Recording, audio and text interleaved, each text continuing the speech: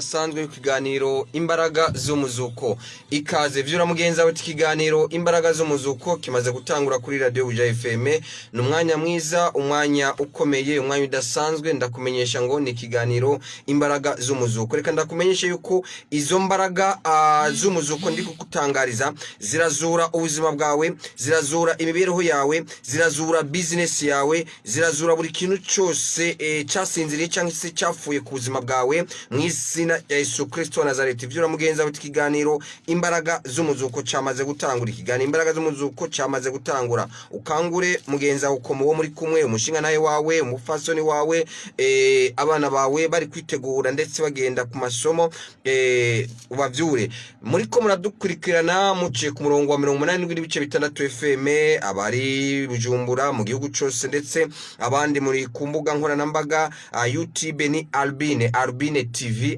TV maze mukatubona 5 ndetse wewe utarakora subscribe ariyo sabone ushobora gufyonda rimwe gusa hajya haranditse hatukura abatukura maze hagaca haza akabara kera uba urangije no kuvuga ko buri kanya ibiganiro byose bica kuri Albine TV urabironka 5 Yesu Kristo akugirire neza ndetse ushobora no kudukwirikira ku zindi mbuga nkoranambaga live ikaze rero umwanya udasanzwe igitondo ciza igitondo cy'umugisha igitondo cyuzuye ubushobozi wewe nshuti mukunzi uriko uradutega amatwi nkakumenyesha kandi ko izo mbaraga ndi kukubarira niza mbaraga zazura Yesu Kristo amaze gatatu akaba muzima izo mbaraga ndi kukubarira ni zimwe zaca muri profete Ria Bashekere ya Ezekieli akabarira amagufa yari yapfuye igihe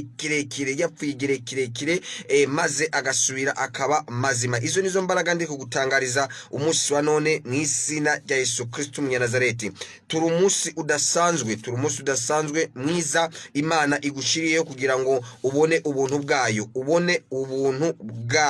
ubwo buntu rero bw'Imana burakugeraho ubwiza bw'Imana aho uri hose buragusangiriraho mw'isina rya Yesu Kristo Nazareti icyo ngusaba ni ikihe no kudava kuri radio yawe no kutava kuri mudasobwa yawe mw'isina rya Yesu Kristo Nazareti mw'isina rya Yesu Kristo Nazareti niteka rero n'ivy'igiciro gusubira guhura nawe gusubira guhura n'ubwoko bw'Imana gusubira kuvugana nawe nshuti mukunzi uriko untega amatwi uvyura mugenza wawe reka rero imbere ko twinjira neza na neza mu mwanya wacu buri muntu wese aho uri hose ufata kanya ushimira uhoraho ushimira Imana data yakugiriye neza yaguhaye umwuka w'abazima yatumye uba muri kano kanya ugirwa amahigwe watewe iteka ryo kumviriza radio Buja FM watewe iteka kumviriza kino kiganiro imbaraga z'umuzuko hari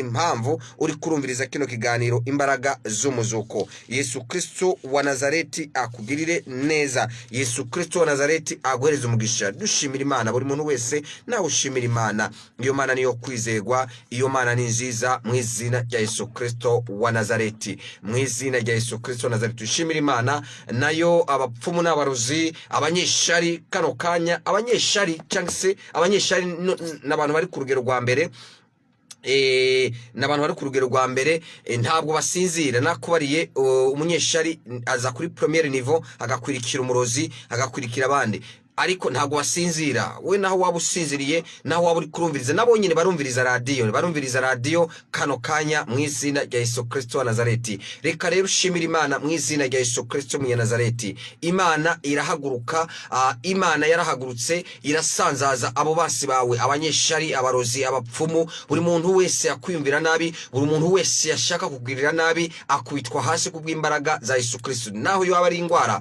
naho bwaba ari ubukene none Imana data rugira byose ishoboye kugwanya igakubita hasi mu izina rya Yesu Kristo wa Nazareti. Nshuti mukunzi uri kurantega amatwi, nshuti mukunzi uri kuranyumviriza, ndakubarira ngo ntugire ikibazo, ntugire ubwoba. Yesu Kristo umunyanazareti ari ku ngoma. Yesu Kristo umunyembaraga ari ku ngoma. Ntihagire ikigutera ubwoba na buhoro, ntihagire umuntu agutera ubwoba, ntihagire idayimoni gutera ubwoba, ntihagire ijini gutera ubwoba, ntihagire ikibazo kigutera ubwoba. Ndakubara ngo Imana iri kuri control, iriko iraganza, iri kuri vora. Ntugire ikibazo.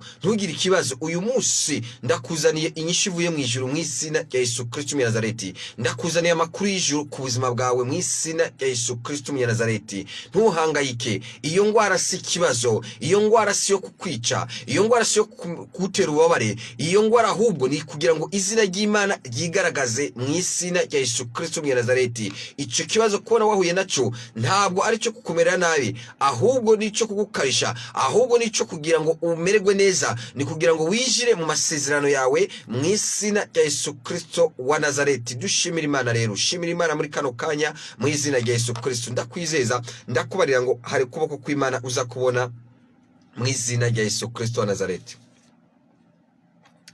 Data wera, data mu izina rya Yesu Kristo, ndagushimiye ndaguhimbaje. Uri Imana y'imbaraga, uri Imana y'ubushobozi, uri Imana y'ubushobozi, uri Imana ugira neza, uri Imana y'ubuntu, uri Imana y'ubwiza. Reka buri muntu wese ukuboko kwawe gukore kuri buri muntu wese ariko arumviriza kino kiganiro imbaraga z'umuzuko. Izo mbaraga z'umuzuko zigereho kuri buri muntu wese ahari, zigere ku bari mu nzu, zigere ku bamaze kugenda mu kazi ka misi yose, zigere kuri bari mu bitaro bitandukanye, zigere ku bari mu magereza atandukanye, zigere mu bihugu byose, zigendagende mu izina rya Yesu Kristo wa Nazareti. Ukuboko kwawe gukomeze gukora buri muntu wese ahari ku mpande zine z'isi mu izina rya Yesu Kristo wa Nazareti. Reka ibisubizo byawe, reka amasezerano meza yawe agere kuri buri muntu wese aka kanya ariko aratwumviriza mu izina rya Yesu Kristo wa Nazareti. Amen, amen, amen. Yesu Kristo akugire neza, Yesu Kristo aguhereze umugisha. Reka dusome ibyandiko nshuti mukunzi, maze ndaza kubivugaho nyuma twamaze kubirangiza. Dufite ibyandiko byinshi ariko reka tugerageze dusome mu izina rya Yesu Kristo wa Nazareti. Icyandiko cya mbere tugisanga muri Luka 19:41-44, 19 guhera kuri 41 gushika kuri 44. Rabashekerea, umutwe w'amajambo aravuga ngo Yesu aririra Yerusalemu.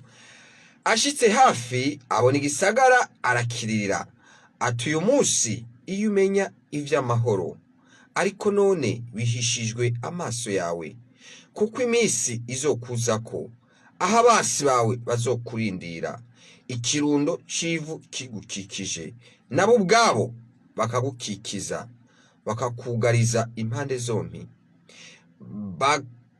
bagakekana n'abana bawe bo muri wewe, kandi ntibazogusigariza ibuye na rimwe rigeretse kurindi, kuko utamenye igihe wagenderewemo. Turasoma Yohana igice ni 2:13-17.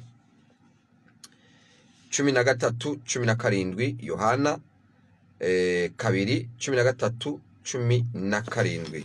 Turasoma mu izina rya Yesu Kristo umunya Nazareti.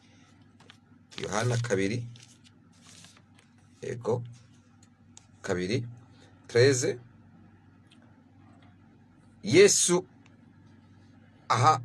Yesu ahumanura urusengero. 13. Kandi Pasika y'Abayuda yari hafi. Yesu aduga i Yerusalemu, asanga mu rusengero abadandarizaho inka n'intama n'inuma n'abavunja amahera bicaye. Atsiba imigozi ayigira nk'ikimoko, abahinda mu rusengero bose n'intama n'inka, asesa amahera y'abariko baravunja, ahenura ameza yabo. 16. Abareba abadandaza inuma ati nimukureho ivyo ntaco muhindura inzu ya data kuba inzu y'akaguriro. 17. Abigishwa biwe bibuka ko handitswe ngo ishaka ry'inzu yawe rizondya. Nshuti mukunzi, ndakubarira ngo nawe ishaka ry'inzu ya data rikuge mu izina rya Yesu Kristo Umunyanazareti. Uyu mutwe w'amajambo uravuga ngo ishaka ry'inzu ya data rikuge, ishaka ry'inzu ya data rikuge mu izina rya Yesu Kristo Umunyanazareti. Ntabwo turarangiza, reka dusome ikindi cyandiko dusanga muri Matayo 21:6-13. Matayo 21:6-13. Uvyura mugenzi wawe ikiganiro imbaraga z'umuzuko cyamaze gutangura. Matayo 21:6-13 turasoma mu izina rya Yesu Kristo Nazareti. Yesu ashikije i Yerusalemu ari ku nyana y'indogoba. Abigishwa baragenda babigenza nk'uko Yesu yababwiye. Bazana indogoba n'inyana yayo, bazisasa ko impuzu zabo yicarako. Abenshi mu ishengero basasa impuzu zabo mu nzira, abandi baca amashami y'ibiti bayasasa mu nzira, kandi ishengero rimugiye imbere nirimukurikiye rirasemerera riti Hoziyana mwana wa Dawidi, hashemezwe uje mu izina ry'Uhoraho, Hoziyana mu ijuru. 10. Ashitse Yerusalemu, igisagara cyose kirashwa baduka, barabaza batuyo ninde. Abo mu ishengero barabishura batuyo n'umuvugishwa w'Imana Yesu w'i Nazareti i Galilaya. Rabashikiriya. Data mu izina rya Yesu Kristo Umunyanazareti, ndagushimiye ndaguhimbaje. Reka buri muntu wese ariko aratwumviriza, reka buri muntu wese aya majambo aza kugeraho, reka aze kugira ishaka ryo gukunda inzu yawe mu izina rya Yesu Kristo Umunyanazareti. Reka data buri muntu wese aza gukurikirana kino kiganiro imbaraga z'umuzuko zimugereho mu izina rya Yesu Kristo Umunyanazareti. Reka data buri muntu wese ariko aradukurikirana ari warafite agatima kishari, ari warafite agatima k'ubupfumu n'uburozi, ari warafite agatima kabi, ari warafite ingeso mbi izo arizo zose, ahinduke mwuka wawe amukoreho, ahinduke mu izina rya Yesu Kristo Umunyanazareti. Reka buri muntu wese yari mu byaha, reka buri muntu wese yakwivayanga, namara gushikwaho na kino kiganiro imbaraga z'umuzuko, akire ahembuke arokoke mu izina rya Yesu Kristo wa Nazareti. Ndasambuye buri nama mbi zose zariko zirakorerwa buri muntu wese ariko aratwumviriza, ndazisambuye mu izina rya Yesu Kristo wa Nazareti.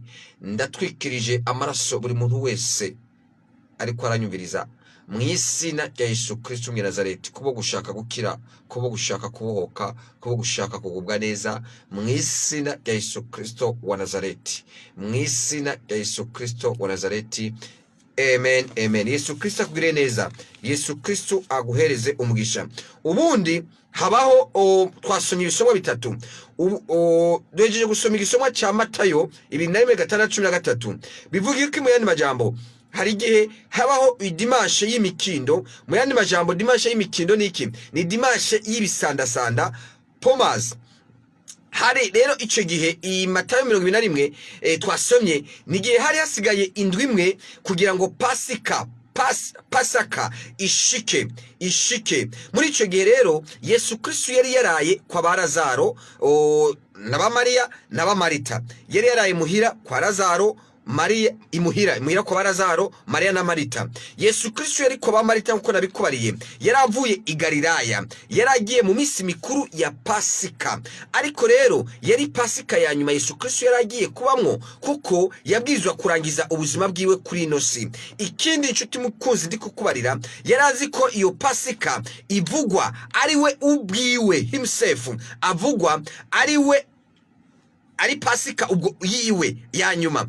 Uyu wari umusugira kangahe? Wari umusugira 14, uwo bita Nisani yawe rero n'ukwezi kwa mbere, Nisani n'ukwezi kwa mbere igihe Abisirayeli bari muri Egiputa, Imana ibwira Musa kubakurayo, ariko icyo gihe hagomba kuba iki? Hagomba kuba incungu, kuko umuntu ntashobora kuva ahantu hatamenetse amaraso, ntushobora kugarurirwa ibyawe hatabaye kugwana no kubira icyuya. Farawo rero ntabwo yashobora kukureka. Farawo rero ntabwo nawe uri kurantega amatwi ashobora kukureka igihe udasenze amasengesho y'uburyo bw'imwemu, amasengesho yo kunigana. Nico gituma ntuje kuri radio ndaza kukubarira uwa gatatu icyo tuwukoresha. Ndakubarira cya gikorane kidasanzwe cy'amakiba imisi yose kuwa gatatu. Ni gikorane twama dukubita hasi buri kibazo cyose buri muntu wese aba yaciyemo. Ntuje kuri ya radio yawe rero ndakubarira igikorane, ndakubarira aho kibera, ugume ushize urushinge ku murongo wa 87.6 FM, ugumize kuri YouTube kuri Albine TV. Ndakubarira rero ngo Farawo ntashobora kukureka. Farawo wawe ni iki?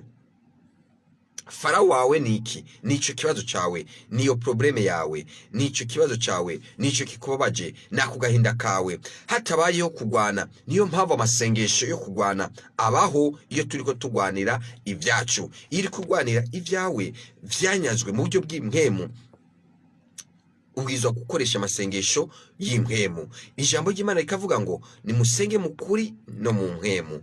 Urumva buri kugira ngo ugaruze ibyawe, amasezerano yawe, ibyo Satani yakunyaze, ubwizwa gukora amasengesho yo kugwana mu buryo bw'umpemu. Hano unyumve neza, ndashimira Imana, ndashimira n'umukozi w'Imana hari ku munsi w'ejo Riya Bashekereya, aho yavuze ngo umwasi dufite, urugamba dufise, uri kunyumva umukozi w'Imana w'umurundi, ngo umwasi dufise, ngo urugamba dufite ni rumwe gusa,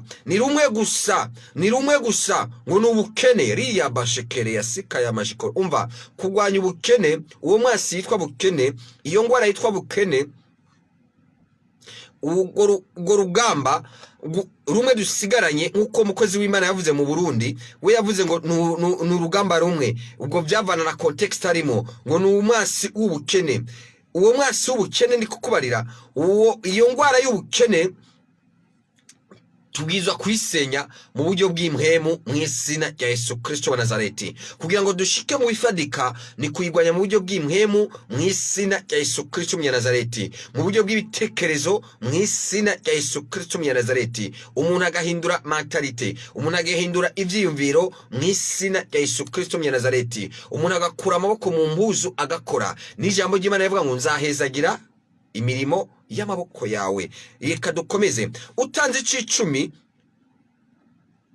niwe uba uri kuwigirira neza. Ntabwo uzaba uri kuragirira neza pastori wawe, ntabwo uzaba uri kuragirira neza profeti wawe, ntabwo uzaba uri kuragirira neza mugenzi wawe, kuko imbere yo gutanga icicumi pasiteri yarabayeho kandi azakomeza abaho neza, kandi azakomeza asa neza. Pasiteri wawe imbere yo kowe utagira cumi yarabayeho, yaravutse, arabaho, arakora, yarafunguye kandi yarambara neza. Nawe rero nutanga icicumi, Rabashekereya naje ndi umuhanuzi ndagitanga icicumi. Iryo joro rero Imana irababarira ngo hari buve amaraso muri Egiputa yose, ariko mwebwe mufate intama muyibage, buri muryango wese ubage intama imwe ibe incungu y'imfura y'ugo rugo, hanyuma muyasige amaraso ku muryango. Mukanya marayika w'urupfu, marayika wo kurimbura, marayika wo kwica abantu, marayika w'urupfu araza yica abantu, buri nzu yose arica. Nagera rero ku nzu iri kwa maraso, ivyo yabivuze uwo munsi nyene babikora ati right nawe mu bikora ubunyene iri kwa maraso, aribwira ko hamaze gupfa umuntu, maze hatambuke arengane, aranyuraho araza kuhaca.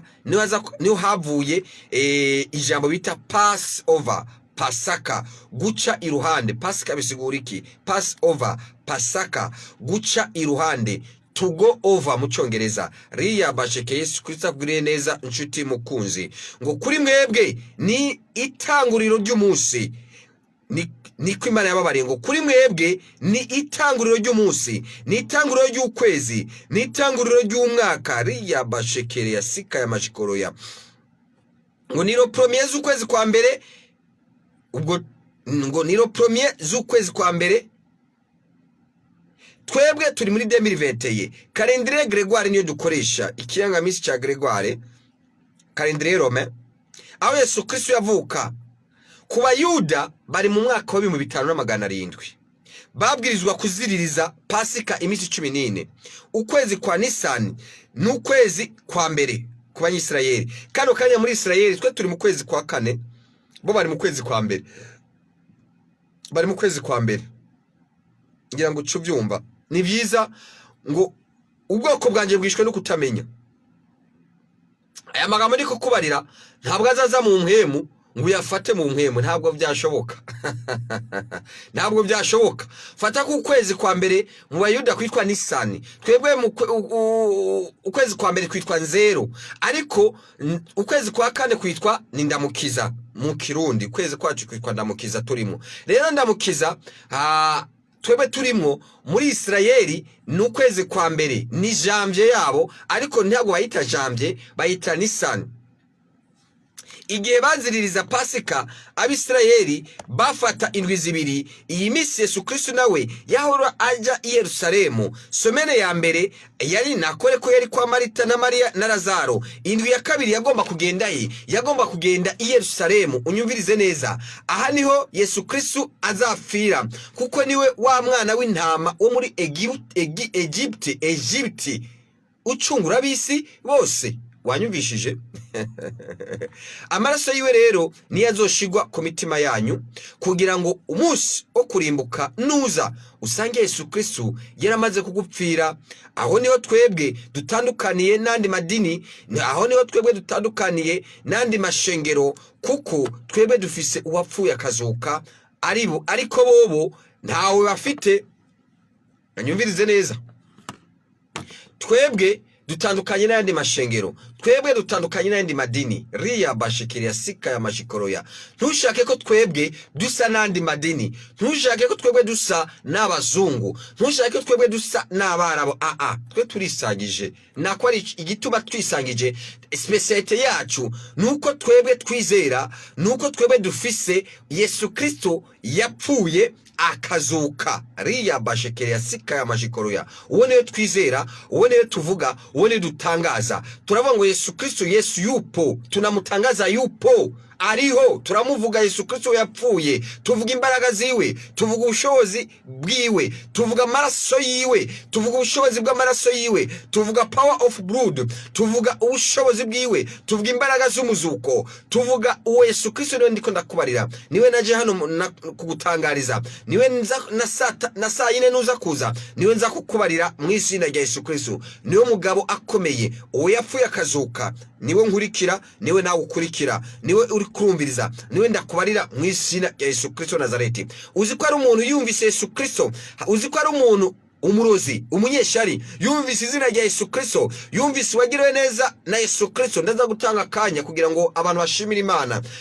Imana ivyo Imana yabakoreye, ukuntu bakiriye kuri radio, ukuntu bahanuriye kuri radio, ukuntu baje mu ishengero bagakira, ukuntu baje mu ishengero bagahanurirwa bakagenda neza. Ndaza gutanga umwanya. Iyo niyo umva Satani ahari. Umva, Satani rabikubariye. Umwasi wa mbere ni Satani, ariko Satani aca mu bintu no mu bantu. Mu bantu musa bahema bumviriza n'amatwi disnam bariko barumviriza, baca mu bintu, baca mu ngurube, baca mu nzoka, baca mu ntama, mu bintu n'abantu. Satani niko akora. Ntabwo uzobona fizikema, uzobona fizikema umuntu akaza avuka akakongorera n'akajwi karyoshe akakwihereranya, ngurabona donke, ngurabona donke akakwigira ko ari umunyabwenge. Uko nyene erega na Satani ariyo Luciferi, kugira ngo ugere guhenda Eva yigize umunyabwenge, ngo ndi umunyabwenge kukurusha, ngo ndi umunyabwenge kukurusha Eva. Ngurumva ngo kijya giti cy'ubugingo, ngo aho wagenda ngo ukakijya, ngo nawe wacumera nk'Imana. Ibyo agera kubarira no mu ruze ubuzima yarabayeho burahavuye. Uzirinde Satani n'abakozi biwe. Kandi Satani ntabwo azoca ku munyamerika, Satani ntabwo azoca ku muntu wo muri Dubai negatife, azoca kuwo muzinanye muvugana kuri WhatsApp, mutelefonana, azi nimero yiwe, rabashekereya, musengera hamwe, mukorera ku kazi hamwe, mudandariza hamwe, uwo nyene akuze niwe azoca kubarangora ngwamfete ngo donke ngurabona ngo mbese ngujya mwene wanyu ngo ibi nibi nguzagende mubarire ukuno nakaju karongoroye kugira ngo wa mukate yahora guha mwene wanyu, kugira ngo ya minervare yahora kurihira mwene wanyu, kugira ngo ayikubuze niko azaryoherwa. Ntusubire kubona iriya minervare yahora kurihira. Riya bashikira uko niko Satani akora. We kibaza ngo yego ngo nakaju keza ngo ubwo uko abimbariye badandariza hamwe ngo nukuri, ntabwo ari ukuri, ni ishari. Azirikiye mu ishari ku buryo bubiri. Ishari kubera wewe akurishurira minervare, ishari kubera wewe rabashekere aguheza minervare, ishari kubera wewe aguhereza sometime ratio yo gufungura, ishari kubera iki nujya mwene wanyu abikora kubera Imana imuhezagira, kubera iki kubwo gutayikira 10, kubwo gukorera Imana, kubwo kurara amajoro asenga, agirane asengera n'abantu, agusengera nawe. Erega burya na mwene wanyu buriya ntabwo yakuriya minervare, ntabwo yaguhaye ratio atagusengera, gusengera akanasenga kugira ngo Imana imushoboze aronke ibyo kukugaburira, aronke ibyo kugaburira umuryango wiwe, aronke imusesekare, aronke ibyo kuguhako, aronke Imana imuhezagiri, aragusengera. Ntuzabone inshuti mukunzi uri kuranyumviriza, umuntu naguha 5,000, umuntu naguha 10,000, sika uwo ari we wese anywhere, yaba uwo muvukana, yaba inshuti yawe, yaba uwo musengera hamwe, uzamenye neza ntabwo azaba bigoye kubera atagusengera. Imbere yuko yaguhereza azaba yagusengeye, azaba yafukanye imbere y'Imana, uti Imana nshoboza unose 10,000, unushoboza ukandose 10,000, nakanza wamuhereza 5,000, nakanza amurihira minervare 10,000, nakanza amukorera iki. Ntuzakwibwire yuko aguhereje amafaranga, agufashije, akuguriye impuzu, akuguriye ikirato, akukoreye ikintu cyo cyose kubera atagusengeye. Ivyo ndi kukubarira ribasekera sika ya mashikoroya. Uzitekereze neza uti yansengeye, yamangiye kunsengera, kandi kubona abigize ni Imana yamushoboje, ni Imana yamuhaye. Ariko rero daimoni zacinyuma hindukire ngoya wajya amafaranga yakuye mu kuzimu, ngo si Imana yamuhaye kugira yagohe. Wabyumvishije?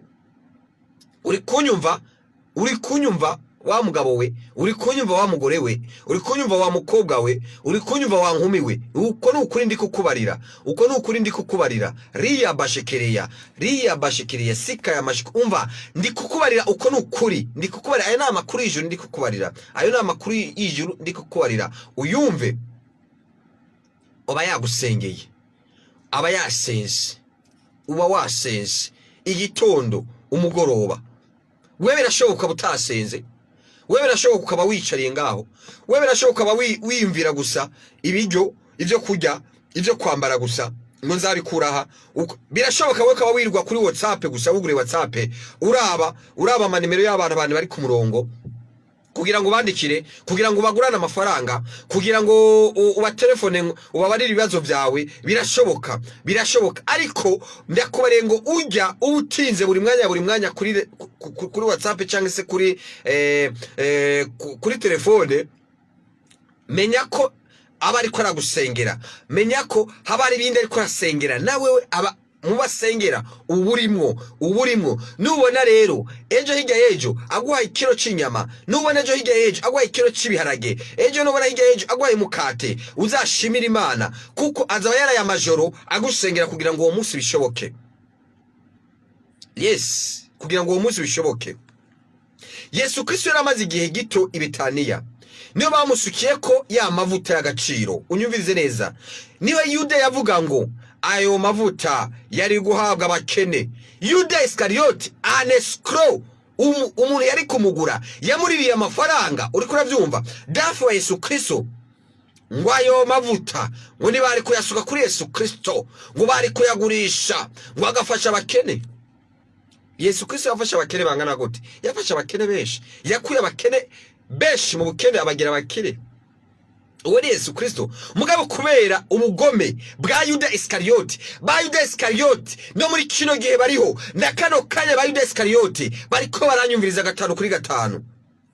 Yesu Kristo avuga ngo ati reka bayansigire kubambwa kwanje, reka bayansigire gupfa kwanje. Yesu Kristo abwira abigishwa biwe ati iki ni igihe canje, ati iki ni igihe canje, reka muri kino gihe canje aba ariho nkora, reka bansige kubwa Pasika yanje. Yesu Kristo yarongera aravuga ati ndumva ntagenda i Yerusalemu n'amaguru, kuko yari amenyereye Yesu Kristo Pasika zose yagenda n'amaguru i Yerusalemu. Ariko aravuga ati negative, birahindutse, iyi ni Pasika ya nyuma, nkeneye ico ngenderaho. Yariko yuzuza ibiri mu gitabo ca Profete Zakariya 9:9. Genda muziture umwana w'indogobwa i Betifage muyizanire, niyo ngenderako, sisubira kugenda n'amaguru. Pasika ya nyuma singenda n'amaguru. Bahageze barayizana. Yesu Kristo yari amenyereye kuva i Betaniya agaca i Betifage akamanuka umusozi wa Eleyone akagera mu kiyaya ca Kedroke, akaduga agasozi kaja i Yerusalemu, ku rusengero rw'i Yerusalemu, kuko Yerusalemu ni ku gasozi, ni ku musozi. Uwo musi amateka barahindutse, agendera ku ndogobwa. Bakigenda bahura n'umutini mubisi, umusokoni mubisi udafite imbuto. Yesu Kristo arawuvuma, bawuze ko ivyamwa, bawuze ko ivyo kurya, ariko ntibamenya ico akoze.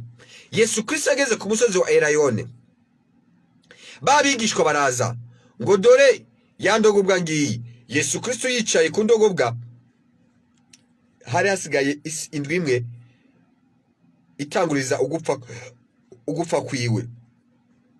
Niyo mpamvu bawita ico gihe ngo uwa Mungu w'ibisandasanda. Bibiliya iravuga ngo haciye haza abantu benshi, yani ko twasomye ngo haciye haza abantu benshi cyane. Biboneka ko bari bavuye hakurya i Betifage, abandi bavuye i Betaniya, abandi mu dusozi tw'Iyudaya no ku dusozi two muri twa Benyamini. Babona Yesu Kristo baririmba indirimbo y'abami. Uko agenda batangura kuririmba indirimbo y'icami ngo Hoziyana mwana wa Dawidi. Hari haciye imyaka ubwami bwa Dawidi utavugwa, havuga ubwami bw'Abaroma. Baririmbye sa repetition, ariko bariko buzuza ibyavuzwe n'abahanuzi ngo hahigwa uwuje mu izina ry'Uwiteka, ngo Hoziyana ahasumba hose. Yesu Kristo aramanuka, abantu bakomeza uti uwo ninde, bakomeza babaza ngo uwo ninde. Bari abantu benshi cyane. Amaze kugera iruhande y'umusozi wa Eleyone, ibumoso bw'aho hantu hari imva z'abahanuzi bishe nk'aba Zakariya n'abandi bahanuzi. Abahanuzi bishe mu gihe ca Yeremiya, bapfuye mu gihe ca Yeremiya, n'abandi bishe mu gihe ca Yesaya, ndetse no mu gihe ca Yesu Kristo hari n'abahanuzi bahagurutse. Abafarisayo barabica. Listen me. No mu gihe ca Yesu Kristo hari abavugishwa bahagurutse, abafarisayo barabica. Aho ni imva zabo zari ziri. Yesu Kristo aramanuka, ahageze iruhande ya zamva, yunamura amaso araba agasozi kari hakurya, kame kari ku rusengero rw'i Yerusalemu. Uwo ni Yerusalemu. Yesu Kristo ararira, abona ibizoba mu myaka 70. ngo nagerageje kuba henda nk'uko inkoko ihenda imiswi yayo ikayubikira, ariko ngo mwarananiye. Yerusalemu we, igihe kizagera abazagutsembatsembana n'abawe bose, ngo nta buye rizosigara rigeretse kurindi. Ibihe bikomeye bizakuzaho, ngo kuko utamenye igihe wagenderewe. Urashakisha Mesiya c'est trop tard, kuko ejo ngo nzapfa. Iyo muririmba kera ngitangura, ngo ariko hasigaye indwi imwe gusa ngo Pasaka inyuzuriremo. Yerusalemu we, wica abahanuzi. Yerusalemu we, wica abavugishwa. Yarahagaze kumva z'abahanuzi, wisha abavugwa butumwa, abavuga ubuntu bw'Imana, n'abavuga ubutumwa bw'Imana, n'abavuga ijambo ry'Imana, n'abavuga ubutumwa bwo guhinduka. Rabashikira sika amashikore, ngo kurimbuka gukomeye ni kuba mu nkota. Kurimbuka gukomeye ngo ntabwo kuba mu nkota, kuba mu bujiji, kuba mu bujuju, kuba mu kutamenya, ubujiji bwo kutamenya igihe cyawe. Rabashikira sika amashikoroya. ubujiji bukomeye ni ukutamenya. ubujiji bukomeye ni ukuvuga ngo maze imyaka 50 ngo ndi umukizwa, ngo nzi Bibiliya do a a z. You don't know. Nta chuzi. Buri munsi Imana itanga ishurirwa. Buri munsi Imana itanga ishurirwa. Buri munsi Imana itanga amakuru mashasha. Buri munsi Imana ivuga gushasha. Ndakubarira ngo uko yavuze ejo siko ivuga uyu munsi. Hari umuntu avuga ngo Imana ndaje kwivuze, umuntu avuga ngo maze imyaka 60 ngo 70 ngo ijana ngo ndo murokore. Ubwo ni ubujiji. Ngo maze imyaka ijana ngo naciye mu mazi menshi. Ubwo ni ubujiji. Nakubarira ijambo ibanga, nakubarira Imana uko yavuze ejo siko ivuga uyu munsi. Ibyo ndabifitiye ibihamya. Uko ivuga uyu munsi siko izavuga ejo. Mu yandi majambo, uyu munsi shobora kukubarira ngo ndaguhaye umukate urimo omelette. Ejo ntizasubira kukubara ngo ndaguhaye umukate urimo omelette. Oya. Arigiza kubara ngo ndaguhaye keke irimo na pevya, keke irimo na vyande hashi. Hirya ejo ihindura iguhe jambo n'ibindi. No. Irahindura. Hari n'igihe ataco yaguha kandi ari hirya ejo. Ukimva none je ko yambaye mukati kama nibi. No munsi ataci mpaye, cyamaye mukati mpaye ngo nywa amazi. No, Imana ntukamenyera Imana. Imana rero nshatse kukubarira uko n'ukuri irahindura. Ikivuze uyu munsi kizasubira ngo ivuge ejo. Ikuri kugomba. Mu yandi majambo nibwo bugombe bw'Imana. Ubwo nibwo bugombe bw'Imana. Ubwo nibwo bugombe bw'Imana. Nshuti mukunzi uriko uranyumviriza, igihe cyawe kutamenya igihe urimo, kutamenya ahantu uri, kutamenya ibintu Imana yakuzanyemo, kutamenya igihe Imana yakugendereye, kutamenya Mesiya wawe, kutamenya umucunguzi wawe, icyo ni icyaha gikomeye. Ubwo n'ubujiji bukomeye. Kutamenya uwo buri kumwe, rabashekereya. Umva. Uzamenya akamaro k'umuntu mwari kumwe, uzamenya akamaro k'umuntu mwagendanye mutakiri kumwe. Ni uzamenya agaciro kiwe. Ni uzamenya agaciro kiwe. Uzi ibyo bavuga kuri Yesu Kristo? Uzi ibyo bavuga kuri Yesu Kristo? Bavuga ngo Yesu Kristo ngo si mwene Yosefu, ng'umubaji, abakene b'i Galilaya, abantu b'i Nazareti mu cyaro. Ntibamenye uri hagati muri bo. Ubwo bazakubarira ngo si mwene Mariya, ngo si mwene Gaspari, ngo si umuganga, naka rabashe. Hari igihe umenya agaciro k'umuntu usigaje indwi imwe ngo agende. Hari igihe umenya agaciro k'umuntu asigaje indwi imwe ngo agende. Yes. Yesu Kristo amenya agaciro ke asigaje indwi imwe. Hari igihe umenya agaciro k'umuntu amaze kwigendera, rabashekereya, amaze gutandukana nawe. Hari igihe umenya agaciro k'umuntu, hari igihe umenya ko Imana yakohereje umuvugishwa amaze kwigendera ahandi mu kindi gihugu. Ifarasi, indogobwa bisigura iki? Ifarasi bisigura ubutware. Indogobwa bisigura iki? Bisigura ubukozi. Yari umwami yaje kubakorera, ariko ntibamumenya kuko bari bamenyereye abami babakandagiza, babahunyura ku gitugu. Riya bashekereya sika ya mashikoroya. Nuba uri umupastori, nimba uri umupastori kuranyumva, uri kurantega amatwi, kandi ndi kubona abapastori bari kunyumva 5 ntuzakandamize intama zawe, ntuzakandamize intama zawe. Riya bashikira. Yesu Kristo azana igitugu bari kumwemera. Nivyo hari abantu bakenera amategeko y'abakoroni kimoko, ariko wewe uri umwungere. Ariko wewe uri kunyumva, uri umuhanuzi, uduce bugufi, ntuzakandamiza abantu, ntuzagire. Yesu Kristo yazanye ubuntu, baramumenyera. Akamenyero ngo kicimbwa ariko atari buyige.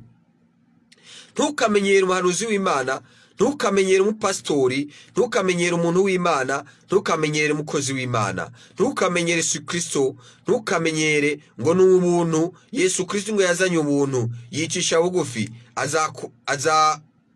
aza kubakorera, ntibamwemera. Amaze kurira aramanuka.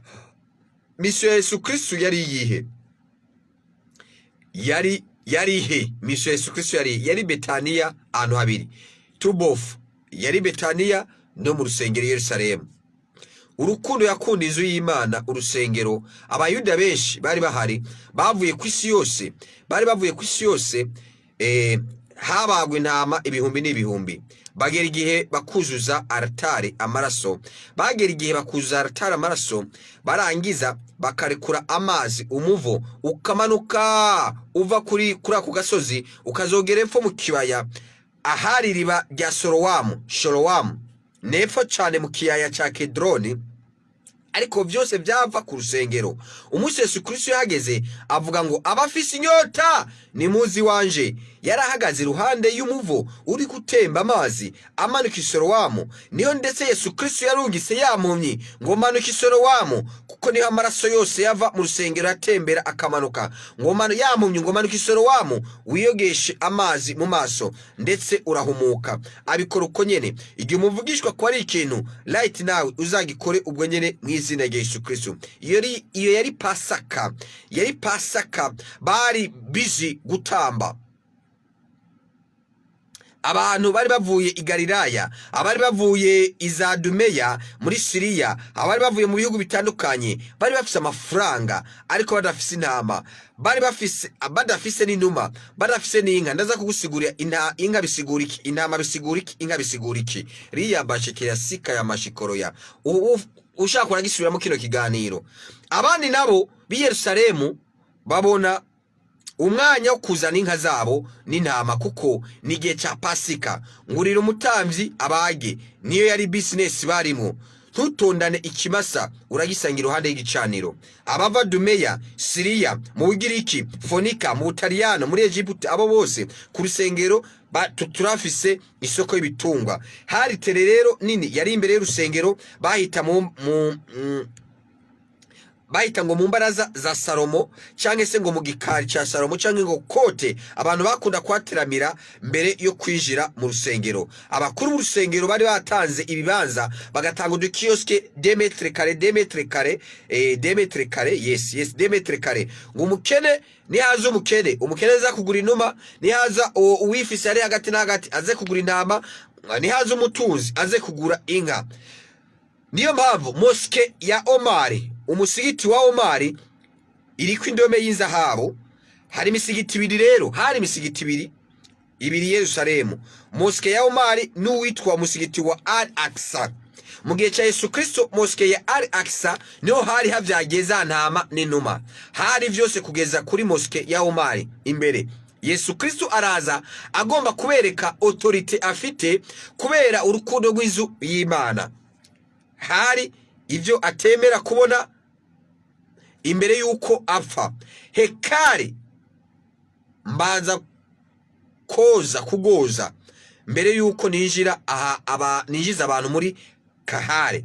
Kahare ni iki? Ni iteraniro, ni ishengero. Hekare ni temple, nizu ni isengero. Ziriya mpande zine. Yohana twasomye ngo abahagurishiriza inka, intama, inuma n'abandi bahavunjiza ifeza. Uzi ico bivuze ibi byose? Inka bisigura iki? Riya bashekereya, ubutamvyi. Bagize igihe na n'ubu bagurisha ubukozi bw'Imana kugira ngo umuntu azakorera Imana, ukamwinjiza kubera inyungu, ivyo azakora kubera amaronko uzakuramo.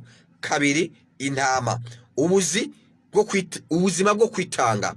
Abantu bakagira abandi mbata, bakabagira abacakara, bakagira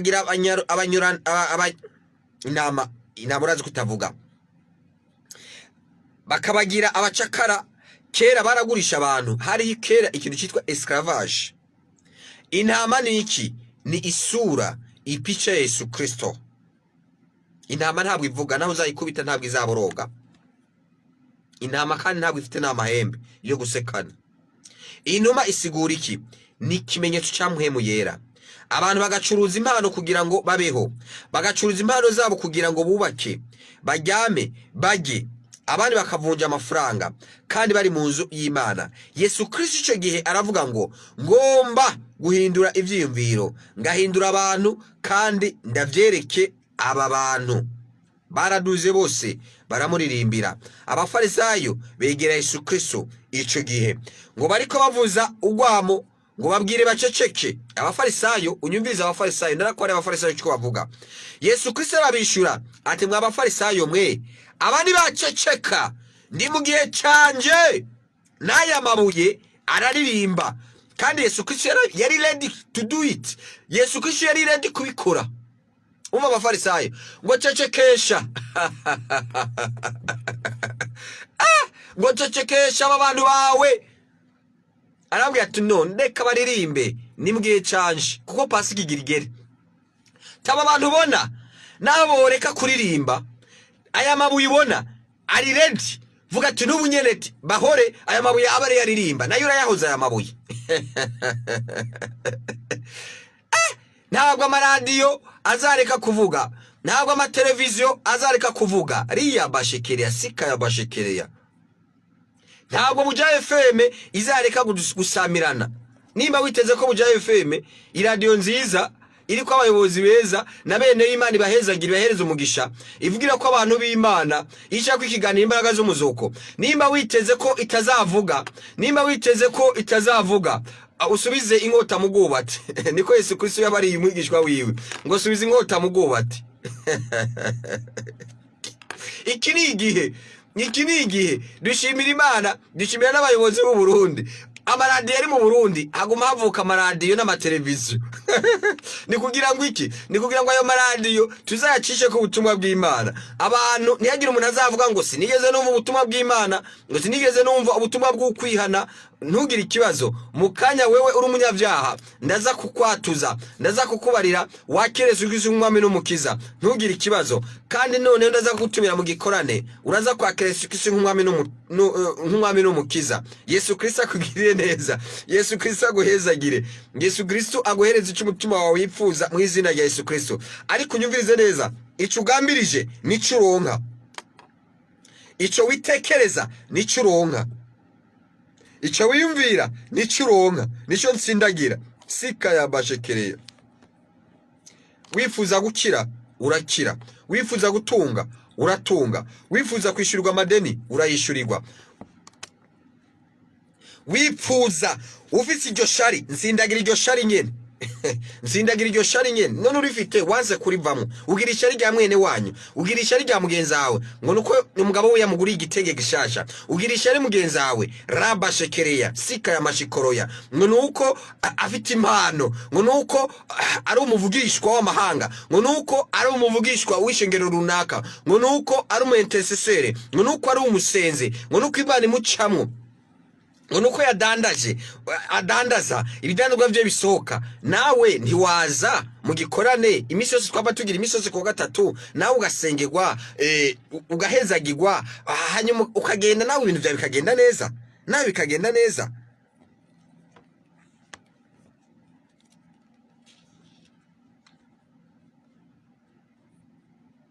Yesu Kristo yari ready kubigira kugira ngo ivyanditswe mu gitabo cya Zakariya byuzure, ko azogendera ku mwana w'indogobwa, ari umwami woroheje mu mutima, n'umwami utuje. Agezeyo afata imigozi arayizingazinga, ava ku ndogobwa, abantu bari nyuma yiwe abavunja yamena hasi amameza yabo. Ubajije ikiboko agakubita, uwa kabiri agakubita, asanga inuma zafashwe arazigurura. Uti ni mugendi wanyu mwana umwe iyo mwaje muva. Afata ibimasa byose arabizitura arabirekura, arabakubita uwo munsi induru irakoma, ikimoko arakubita induru uwo munsi iravuga igisagara cyose. Umwe akavuga ngo izi numa zanjye zari za generale runaka Tito, ubundi ngo zari zantuze yenga nuko aho ni muri Israeli. Unyumvirize neza. Ubundi akavuga ngo y'amafaranga yari muvunja inaka wa mudaneza runaka ngo niwe yari yayamaye. Bose inkoni, bose ikimoko, bose ikimoko. Uwo munsi abigishwa barongororanira ngo yo ngivyo Yeremiya yavuze ngo birasohoye na Yesaya. Yeremiya 7:11 ngo inzu yitirwa izina ryanje ngo ese ihindutse isenga ry'abambuzi mu maso yanyu. Baratangara cyane, ibyanditswe n'abahanuzi birasohoye. Umva ijambo mubwishwa avuze rirasohora mu izina rya Yesu Kristo w'Umunyanazareti. Uragira ishyaka ry'inzu ya so, uragira ishyaka ku buryo wakubita n'umuntu. Umwana wawe afashe ibyondo akabisiga ku ntebe, nubwo wamubyaye uramukosora uramukubita, iryo nishaka ry'intebe yanduje. Umwana afashe ikirahure akakimenagura akavuga ngo icya kabiri ndakimena, uramufata ukamukubita. Kubera iki? Ubwo n'urukundo ukunda ibirahuri. Ubwo n'urukundo ukunda ibirahuri kugira ngo ntibyononekane. Yononye intebe uramukubita. Kubera iki? N'urukundo ukunda izo ntebe zawe. Ese urafite urukundo ukunda ishengero ryawe? Urafite urukundo ukunda itorero ryawe? Urafite urukundo ukunda isengero yawe? Isengero ziriya mpande zine zubatse cyangwa dushaka kubaka. Ufite urukundo rw'Imana mu buryo ubabazwa ko itubatswe neza, itarubakwa, itaragugwa, ikibanza kitaraboneka, kitaragugwa. Ubundi isi zaramaze kuboneka, ibibanza biruzuye, igisigaye haba hasigaye sankerire kugira akizisiyo y'icyo kibanza. Iyo ukunda cyane urafuha cyane, iyo ukunda Imana cyane urafuhira n'ibyayo cyane. Ibyari aho byose byaribwe bitwagwa n'abantu bari kumwe na Yesu Kristo. Abigishwa bibukwa ngo handitswe ngo ishyaka ry'inzu yawe rirandya. Ese nawe urukundo kw'inzu y'Imana rurakujya? Mwene data, ntitwaherekeje Yesu Kristo gusa mu rusengero, ariko twaje kugabana nawe urukundo rw'inzu ya data. Yesu Kristo afise agahinda kenshi kubw'ishengero ritubatswe. Uwagarura Yesu Kristo kano kanya mu rusengero yakubita abantu. Uwagarura Yesu Kristo kano kanya muri Afrika yakubita abantu ibimoko byinshi. Ati uramukubise tego tumutima wiwe nigo rusengero rurimo ubucuruzi bw'ivyisi. Nshuti mukunzi, ubucuruzi bw'ivyisi ntabwo buri mu mpome zine z'urusengero. Ubucuruzi bw'ivyisi buri mu mitima y'abantu. Rebo shekereya. Ijambo ry'Imana rivuga ngo ntimuzi ko muri ngoro za Yesu Kristo, ntimuzi ko muri ngoro za Mpwemu Yera, ntimuzi ko muri sengero, ntimuzi ko muri eglise ya Mpwemu Yera, ntimuzi ko muri sengero za Yesu Kristo, ntimuzi ko muri sengero z'Imana. Ubucuruzi buri mu mutima. Ntiyagira uzakubesha. Nugenda ku rusengero ugasanga bariko baradandaza ibiyoba, bariko baradandaza papier mushwara. None papier mushwara ntugiri yasho. Uzogende kuyigura ku kilometero 1000, uzosanga imisa yamaze gusohoka. Umwana ureke kumugurira ji, abana ko bahuzwa n'ibisuguti. Umva, ubucuruzi buri mu mitima y'abantu, ntabwo buri mu mpome zine negative, buri mu mitima y'abantu. Ubwo bucuruzi ni rya shari, ni yanzigo, ni zange sombi. Raba shikira sika ya majikoroya. Ni yange sombi, ni kwa kunywa ibiyayuramutwe, ni kwa kunywa ibiyovyabwenge, ni kwa gukora ibidakogwa, ni kwa ubwo nibwo bucuruzi buri mu mutima. Ubwo nibwo bucuruzi ndi kuvuga kano kanye. Nibwo Yesu Kristo ariko aravuga. Naho yagarukura ubu ngubu. Ibi byabereye muri Yerusalemu. Ariko kano kajyo ubwo bucuruzi buri mu mitima y'umuntu. Ishari, inzigo, ukudafashanya, ugusevya mugenzi wawe. Ugusevya mugenzi wawe. Ugusevya mugenzi wawe. Mu minsi heze hari ndabisubiyemo kuko na Dimashe nabisubiyemo, narende nabisubiyemo. Hari umuntu basebeje baramusevya, umuntu w'Imana. Ntabwo je tuzinanye, ariko ni umugabo ndamwemera.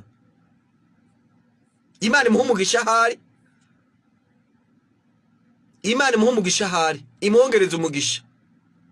Ni umugabo ngo yavuze iri jambo atari ryo, ngo yavuze ic'icumi, bafatira ku kane c'icumi. Nakubariye ndabisubiyemo, ic'icumi ugitanze kigirira umumaro wewe ugitanze, nikigirira akamaro ujya uvuze ngo uragihaye canke ijya nkoko. Nijya nkoko ntagenda kwiraba, ntagenda kwiraba. Ntagenda kwiraba. Uzaze bakubarire ivy'icumi n'amashikango batanga. Nzo mu pasiteri ariko aranyumviriza kano kanya. Urusengero rwe batanga amashikango n'ibigira 10 2500. 2500, 2500. Urumva birimo inyama ibiro 10. 2500 birimo ibiro 10. Urusengero rw'umupasiteri. No, namabanga y'Imana. Ayo namabanga y'Imana. nugitanga ugitanze ugitangiye wewe, nureka kubitanga uzareke kugitanga, uzareke kubitanga. Harundi ababazwa ngo kubera iki none ngo umuntu w'Imana ngo atanze eko kashi, ngo atanze rimikashi, ngo ariko ngo atanze eko kashi na rimikashi.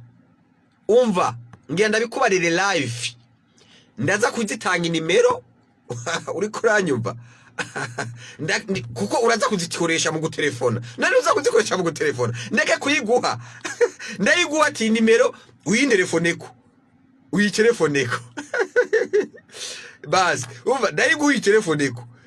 Imana niguhezagira niwumva bivuye mu mutima kubera uri kure cyane, utoshobora kuza wumva bishatse, igihumbi cyawe uzagitangira ikigira 10, ikigira 10 cy'igihumbi ni noti y'ijana. Ni noti y'ijana, ni noti y'ijana. Umuntu w'Imana ntabwo azagutelefona, ntabwo azagutelefona kuri telefone, uzabaze neza. Ntabwo nzogutelefona kuri telefone jewe. Paseri wo kuri eglise ntabwo azagutelefona. Ntabwo azagutelefona ngo ndagukeneye ibi nibi oya. Nta mwanya wo gutelefona, uravye amabanga afite n'ibindi, nta mwanya wo kuronka yo gutelefona. Kandi gutelefona waruzi mbeko bisaba amayinite bayadugije, amashira hamwe agira nama mega bayadugije. Urazi ko bayadugije igihumbi kimwe kimara amasegonda 5 amamega y'igihumbi. Singa kera byarahindutse rero, ntabwo yanagutefonesha yakoresheje amamega parce que amamega arazimvye, amamega arazimvye. So rero subiza umutima, subiza inkota mugubati, usubiza inkota mugubati. Yesu Kristo azakugirira neza kandi uzabona umugisha mu izina rya Yesu Kristo wa Nazareti. Ndaza kuguhereza rimikashi, ndaza kuguhereza na eko kashi igihe nimba no musi cyange dushaka hirya y'ejo. Niwumva wafashijwe, niwumva ivyo nagusengeye vyagize, wumva ushaka gushimira Imana, nta gahato uzabikora. Nutabikora amabuye azahaguruka bikore. Amabuye azahaguruka bikore, kandi igihe amabuye azaba yahagurutse ngo abikore, ntabwo wewe zabimenya wewe uri ngahe mu cenda juru. Ntabwo uzabimenya ko amabuye yahagurutse akabikora. Ntabwo uzabimenya none uri mu cenda juru, ntabyo wakoze. Ntabwo uzabimenya yuko ntabwo uzamenya yuko amabuye yahagurutse akabikora ibyo wari gukora. Ntabwo uzabimenya. Ariko niko usanga rimwe na rimwe regidezo, Imana ibahezagire, Imana ibagire neza, ntabwo baduha amatara n'amazi yo kubuntu. Amatara n'amazi turabikoresha. Bari abantu bagurisha biriya vyombo, biriya vyuma vy'umuzika canke bitwara amajwi, ntabwo nabadandaza basanga kuri bata canke Avenue de la Mission, ntabwo babiduhereza ngo nuko turi urusengero tuzi gusenga neza. Ntabwo babiduhereza ku buntu, n'ideni ntibakiguha, n'ideni ntibakiguha. Naragenda bari ati mwamizo ngoma premiere quality, bambariye ngo zana amamiliyoni 5, basavye amamiliyoni 5, tirindira marayika nayazana nzaza ndazitore. Ndiko nabikubarira. Basavye amafaranga, ntabwo basavye kuvuga igifaransa kuko ndakizi neza kukivuga neza. Ntabwo basavye ngo vuga icongereza neza, ndazi nagerageza nkakivuga neza. Uko nukuri basavye ati amafaranga kugira tugwizo ngoma zo guhimbaza Imana. Nushaka guhimbaza Imana, tikorayo. Genda uzane miliyoni 5 ingoma premiere quality hari kuri bata. Uze kugenda ubaze 5 aha kuri bata badandariza ingoma premiere quality. Umuntu w'Imana yaraje mu musaba amafaranga ko mutazi maye kuri gusa, ko mutazi maye kuri gusa, kandi ari ingoma agomba agende guhimbaza Imana. Zikoreshwa n'umuyaga nkuba. Zikoreshwa n'umuyaga nkuba, hari cash power. Nta byuzi ko ari cash power. Wewe umanutse uvuye hariya, uvuye mu gisuru bunyene, Bujumbura dukoresha ama cash power, ugura imbere amayinite ya regidezo, kandi regidezo baragahezagirwa. None ishami ryo komeza rikora gute tutarihe umuyaga nkuba, tutarihe amazi? Ngo nuko turi abantu b'Imana, ngo nuko dufite amashengero aho dusengera, no.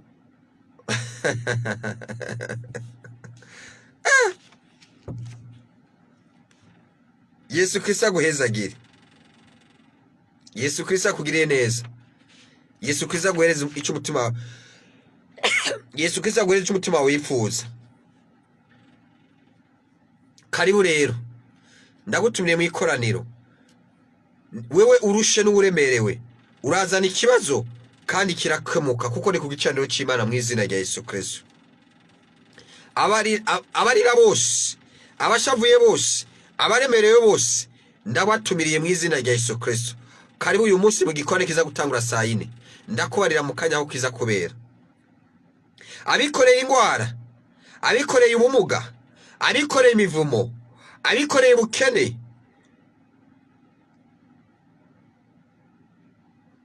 uyu munsi w'igikorane cy'amasengesho imisozi cy'amakiwa ku munsi wa gatatu ndagutumire mu izina rya Yesu Kristo, kuko n'urushengero Imana ishaka, n'urushengero uzana umva nuza kuza mu gikorane, n'urushengero uzana ikibazo ugatahana inyishu, uzana agahinda, uzana umubabaro uzagutahana umunezero, uzana ibyago uzagutahana umunezero, uzakuzana ubukene uze gutahana ubukire, uzana ingwara uze gutahana amagara meza, uzakuzana umuvumo uze gutahana umugisha, uzakuza uremerewe unaniwe utahe waruhutse, uzakuzana ububi uze gutahana ubwiza, uzakuzana igisuzuguriro mu nzu y'Imana uze gutahana icyubahiro. Iyo ni Imana rabashekereya, iyo torero ndikundo kubarira, niyo Imana idusaba kubaka, niyo Imana idusaba kubaka, gusaba cya gikorwa turacagikomeza. Yesu Kristo akugirire neza, Yesu Kristo aguhereza umugisha. Reka dusenge maze cyenda kubarira ibimenyeshejwe, dusenge maze je cyenda kubarira ibimenyeshejwe, cyenda guha umwanya wo gutelefona. Ndaza kuguha umwanya wo gutelefona, abari kure barashobora kuza ndabasengera live, abari hafi ndabarira gahunda, ariko ngo akababaje umutima kazindura amaguru. Hari amakuru mashasha nza kukubarira ku buzima bwawe. Uyu munsi ni mercredi ya nyuma irangiza ukwezi, nuza kuza ndakubarira ukwezi tugiyemo kwa 4 uko kwitwa ku buzima bwawe. Unyumvirize neza, ndaza kukubarira ku kwezi tugiyemo ku buzima bwawe. Eno utaje, none utaje umva wo mubarira ibyiwe bya we, umva nakubarira amakuru yiwe yakumarira iki? Ntacyo yakumarira. Mukiro bavuga ngo utahari asa n'ubuhari. Karibu rero wewe uzaba waje, uzaba wahivye ibyo kurakora, uzaba wasabye uruhusha ari ku kazi, uzaba waronde usigira, uzaba wasabye konje kugira ngo uze. Kubera iki?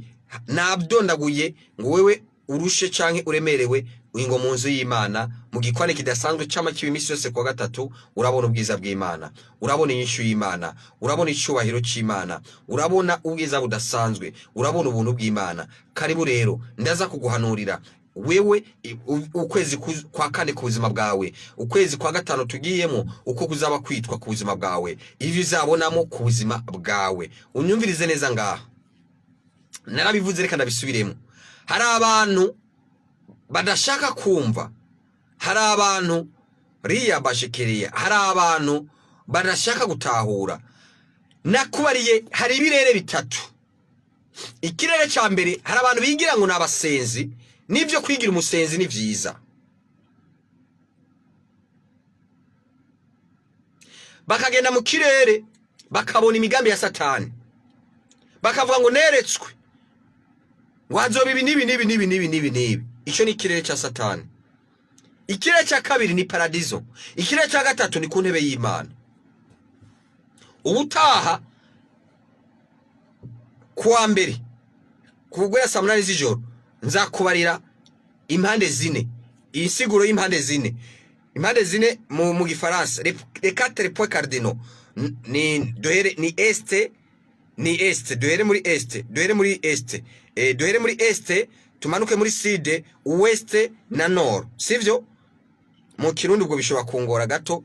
Mu burasirazuba, mu manuko, mu burengero, hariya bahita ngo iki muri nord, mu buseruko, mu manuko, mu buseruko dutangure mu buseruko, tugende mu manuko, tugende mu bushikiro, tugende mu burengero.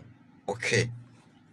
Igifaransa batuzana igifaransa ngo este nord sud est, ubwo ubifata uko nyene ugasanga ikirundi cya kirundi cyo mu ishuri cyamaze kugenda, cyamaze kudusiga. Yesu Kristo aguhereza umugisha, Yesu Kristo akugirire neza. Hari n'abantu za kuvuga mpesha umugisha mu izina rya Yesu Kristo wa Nazareti.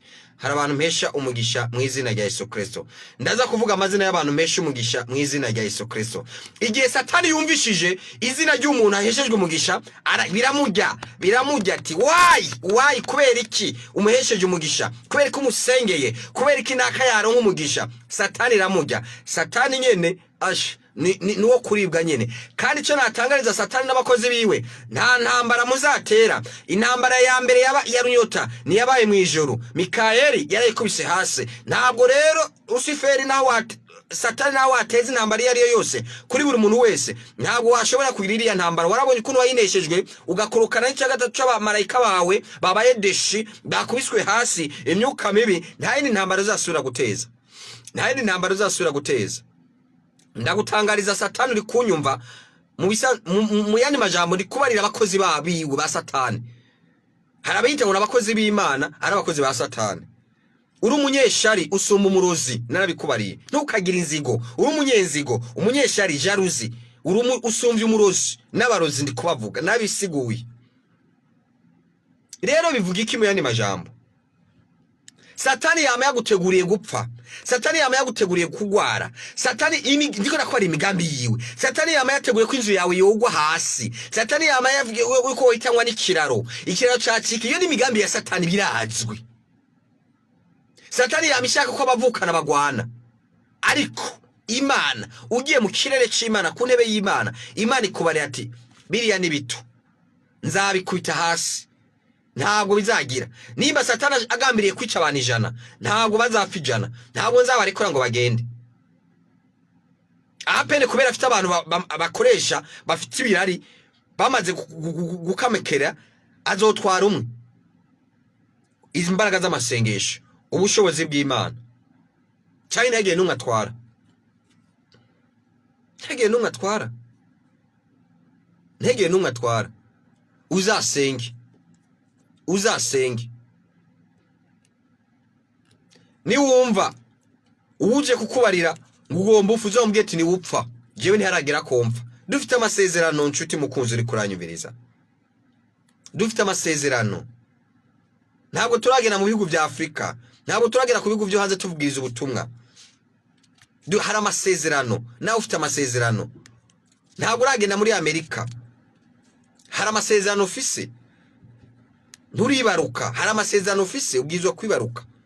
Ntege rero uzaza kuguca intege, ntege uzaza kukubarira ubizwa gushika mu masezerano mu izina rya Yesu Kristo. Reka Yesu Kristo yemere ishikanwa ryawe mu izina rya Yesu Kristo. Reka Yesu Kristo yemere ikigira 10 cyawe mu izina rya Yesu Kristo. Reka Yesu Kristo yemere isengesho ryawe mu izina rya Yesu Kristo. Reka Yesu Kristo yumve amarira warize mu izina rya Yesu Kristo. Reka Yesu Kristo, ndavuga ngo reka Yesu Kristo yumva gahinda kawe mu izina rya Yesu Kristo. Reka Yesu Kristo uyu munsi kino gitondo agusukemwo umunezero mu izina rya Yesu Kristo. Wamvugira ngo amen. Washobora no gutapa amen. Washobora no kugira partage mu izina rya Yesu Kristo. Reka dushimire Imana. Ndagusengere. Sengere wewe ugomba kwakira Yesu Kristo umwami n'umukiza. Wewe uri umunyabyaha, wewe uri mu kaboregwe, wewe uri mu busambanyi, wewe uri mu bintu bitameze neza, wa munyashari, wewe uri umunyeshari, wewe uri umurozi, wewe buri mutima nimba uri umunyabyaha, nimba wakoze icyaha, umutima urabikubarira. Sinabidondagura. Sinakudondagura ngo amabwizwa 10 ngo ijya mbere yose akubiye mu rukundo. Rero urabizi. Reka rero ufashanye nanjye usubireho n'amajambo dusubiremo mu izina rya Yesu Kristo. Twese tuvuge ati mu izina rya Yesu Kristo. Mwami Yesu Kristo, umbabarira ibyaha byanjye byose, ibyo nakoze mu kumenya, ibyo nakoze mu kutamenya. Unkure mu gitabo cy'urupfu, unyandike mu gitabo cy'ubugingo. Mbaye cyari megisha, mbaye mwana w'Imana.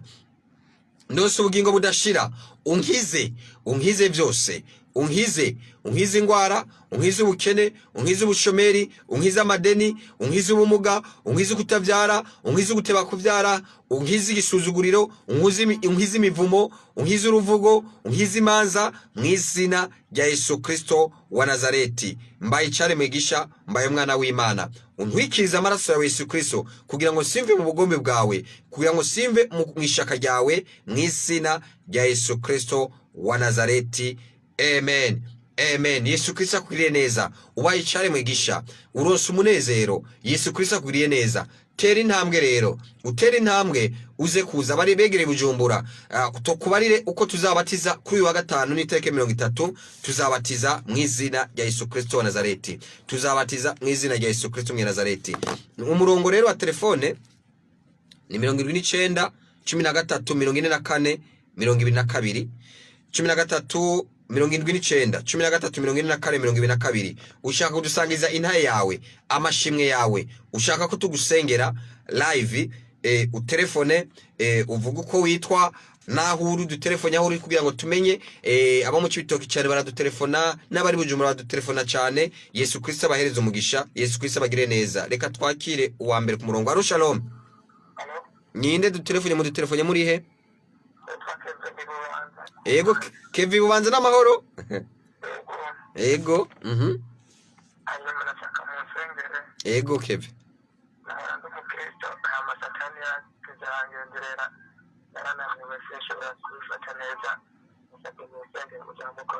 Ego mw'izina rya Yesu Kristo ndavuze ngo Keve yakira guhembuka mw'izina rya Yesu Kristo, asubiramo umukizwa mw'izina rya Yesu Kristo Nazareti, uhereye none iteka ryose, mubohoye icamunanije cyose.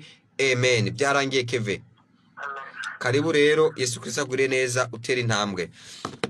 Riya bashekera sika ya mashikiro, ndumva nabasangiza buno buvugishwa. Hari n'abantu mpesha umugisha, hari n'abantu nabarira fitiye message nziza, ubuvugishwa bwiza mw'izina rya Yesu Kristo. Ndikumva ni vyiza, sinzaceceka kuvuga iciza. Ndasengera iciza ku Burundi, ndasengera iciza ku buzima bwawe mw'izina rya Yesu Kristo. Nico nahamagariwe, ndi umuhanuzi w'amahanga. Ibihugu byose, ndengeye igihugu kimwe, ndengeye ibihugu byo muri East African Community, ibihugu byose nzabisengera. Yaba Birigari, yaba Birimani, zose Neymar mbwiza kuyisengera kugira ngo ibemo mutuzo, ibemo amahoro. Yaba Palestina mbwiza kuyisengera kugira ngo ibemo amahoro. Riya bashekera sika ya bashekera. Yaba Chad mbwiza kuyisengera kugira ngo ibemo amahoro, Yaba Kongo mbwiza kuyisengera ngo ibemo amahoro. Ndi umuhanuzi w'amahanga, ntabwo naceceka ngusengere gusa ngo quartier mbamwo, ngusengere gusa igihugu mbamwo. Ndi umuhanuzi w'amahanga, mbabazwa na buri muntu wese. Ni cyaremwe nawe n'umuntu Imana, ni cyaremwe cy'Imana, ni mwene wacu, ni muri wanje. Yesu Kristo akugire neza, Yesu Kristo aguhereza umugisha. Ndumva rero nakubarira kino kintu, buno buvugishwa n'ubuvugishwa bwiza, sinareka kuvuga kuko buzasora mw'izina rya Yesu Kristo wa Nazareti. Ishiza kitavuzwe ntabwo kitavuze ngo kimenyekane. Ese uzavuga ibibi? Nta bibi ndekuriwe kuvuga, nta kibi ndekuriwe kuvuga, nta kibi ndekuriwe no guhanura. Ndekuriwe guhanura ibyiza, ubugombe bw'Imana nibwo ndekuriwe guhanura nk'umuvugishwa w'amahanga. Rero dushimira Imana, twarabisengeye, twarasenze, abanyishengero barabizi, nawe urabizi, na hano twarasenze kugira ngo igihugu cyacu kironke amafaranga y'agaciro menshi cyane, n'umusesekara kuko icyo gihe twasenga yari yagabanutse. Icyo gihe twasenga n'ukuri yari yagabanutse.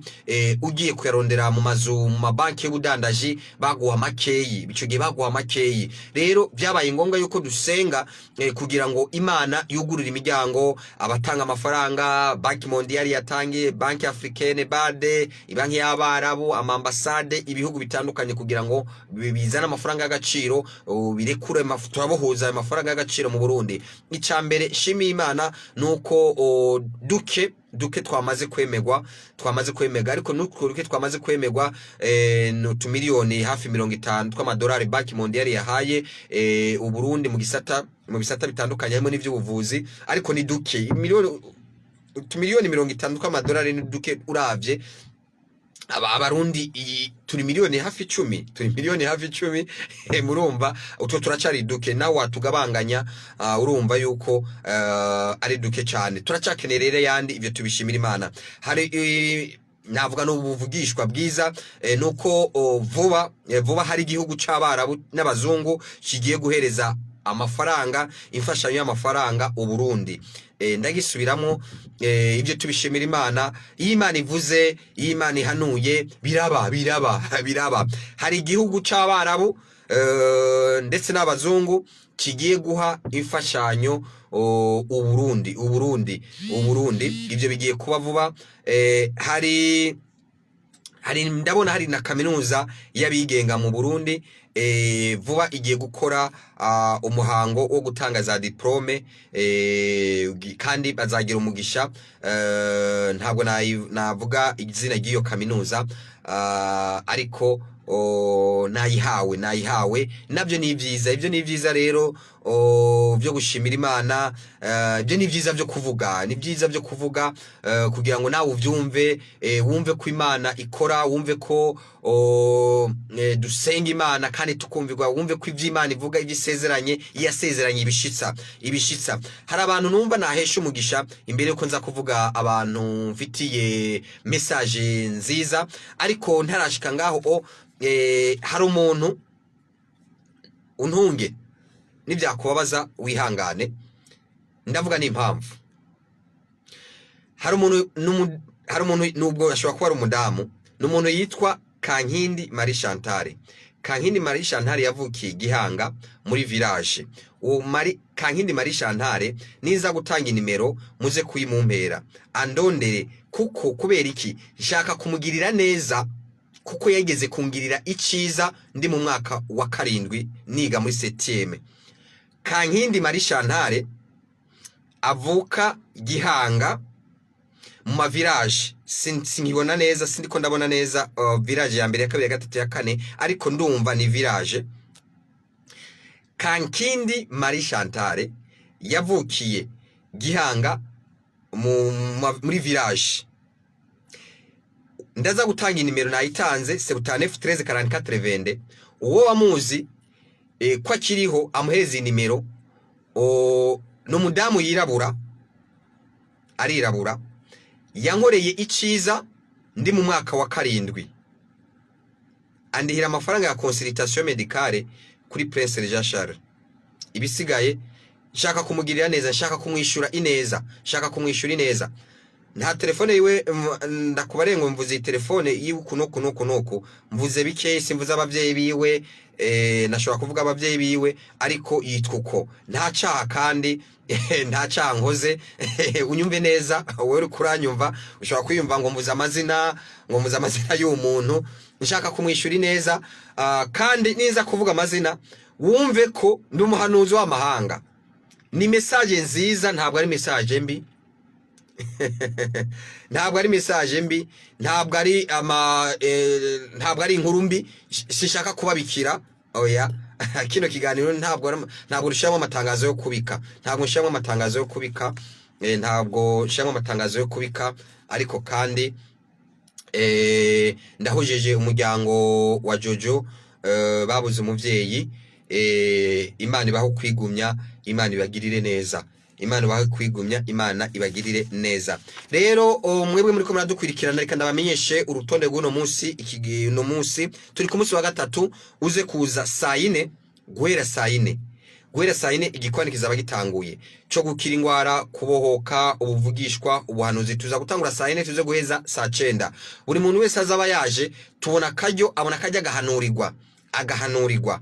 Karibu rero, uraza kubona igitangaza, uraza kubona ineza, uraza kubona inyishu yawe. Ndakwemereye nk'umuhanuzi ndaza gufata akanya ko kuyobora ruwanje na adoration, ndaza gufata umwanya wo kuyobora ruwanje na adoration. Karibu rero, karibu uze kubana natwe. Yesu Kristo agwire neza. Wewe ufite ikibazo, wewe uremerewe, ubundi ku munsi wa gatatu haza abantu bafite ibibazo, haza abantu bafite ikibazo cyangwa se bafise ikintu batura Imana data rugira byose, bafise akababakiye. Ntabwo twakira abantu bamerewe neza, abantu bahiriwe, abahigwe 100% bataniha umutwe, barafise akabagoye. Ntabwo tubakira ku munsi wa gatatu, tubakira dimanche.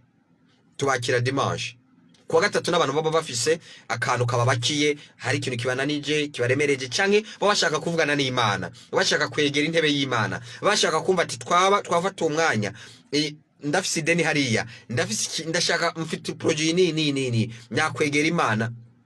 Ku musozi w'Imana byose niho bironkeka, abo nibo twakira. Ushike saa 4 ku kaburungu, ntushike imbere, intebe urayironka nta ngorane, ariko kandi nushika kare saa 4 wicara imbere, baraguha ikibanza, kuko ntangura mu guhanura ndaza guhera kuba imbere bien sûr, bose ndabahanurire abashoboka ndagerageza bivaye n'amasaha, tuza kubara amasaha agabanuke. Karibu rero, imisi yose kuwa gatatu tuba dufite igikorane cy'ubuvugishwa ca deliverance, cyo gusengera abantu bagakira, abagwaye ingwara, abagendana ubumuga, bagirane, abatevye gusama no kugira bigenda neza.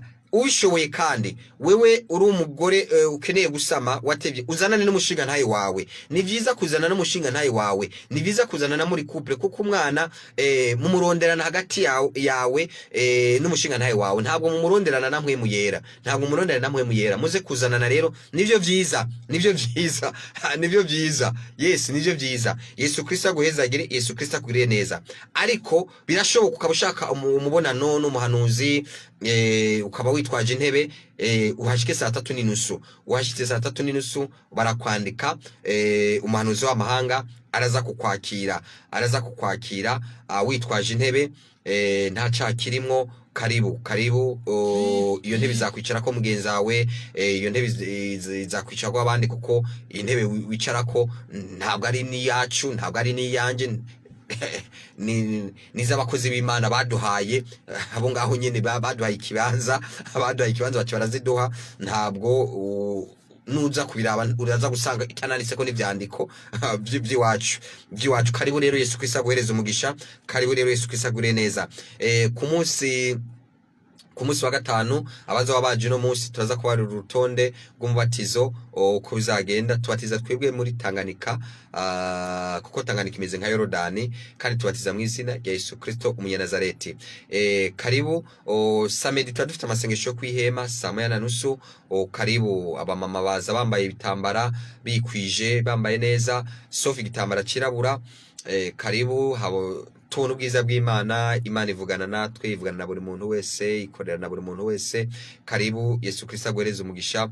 Kandi birashoboka ko kuwa gatandatu ari jour férié, uzaprofita ako kanya bigende neza. Dimanche naho ni premier dimanche du mois, tuzoba twiteke zibiri. Karibu, hazaba hariho deliverance, gusengera abagwaye, kwanyeshengero nayo bibabariye yuko wewe ufise parcela, utarubaka, ushaka kuyubaka, uzaze dimanche. Bizagenda neza, utwara amavuta, ndiko kwari urutonde rwavuye mu ijuru. Wewe ukeneye parcela i Bujumbura canke mu ntara ya Bujumbura, ukeneye kugura parcela, uyipfuza, ukeneye kuva mu Bukoti, nawe uzaze. Yesu Kristo akugirire neza. Tuzatangura tubikore dimanche, kandi bizagenda neza mu izina rya Yesu Kristo wa Nazareti. Karibu, Yesu Kristo aguhica umutima wawe wifuza. Karibu, Yesu Kristo akugirire neza.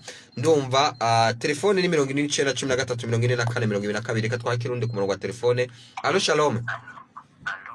Ninda du telefone muri he? Ni Joseph nga mu Gihosha. Ego, Joseph mu Gihosha.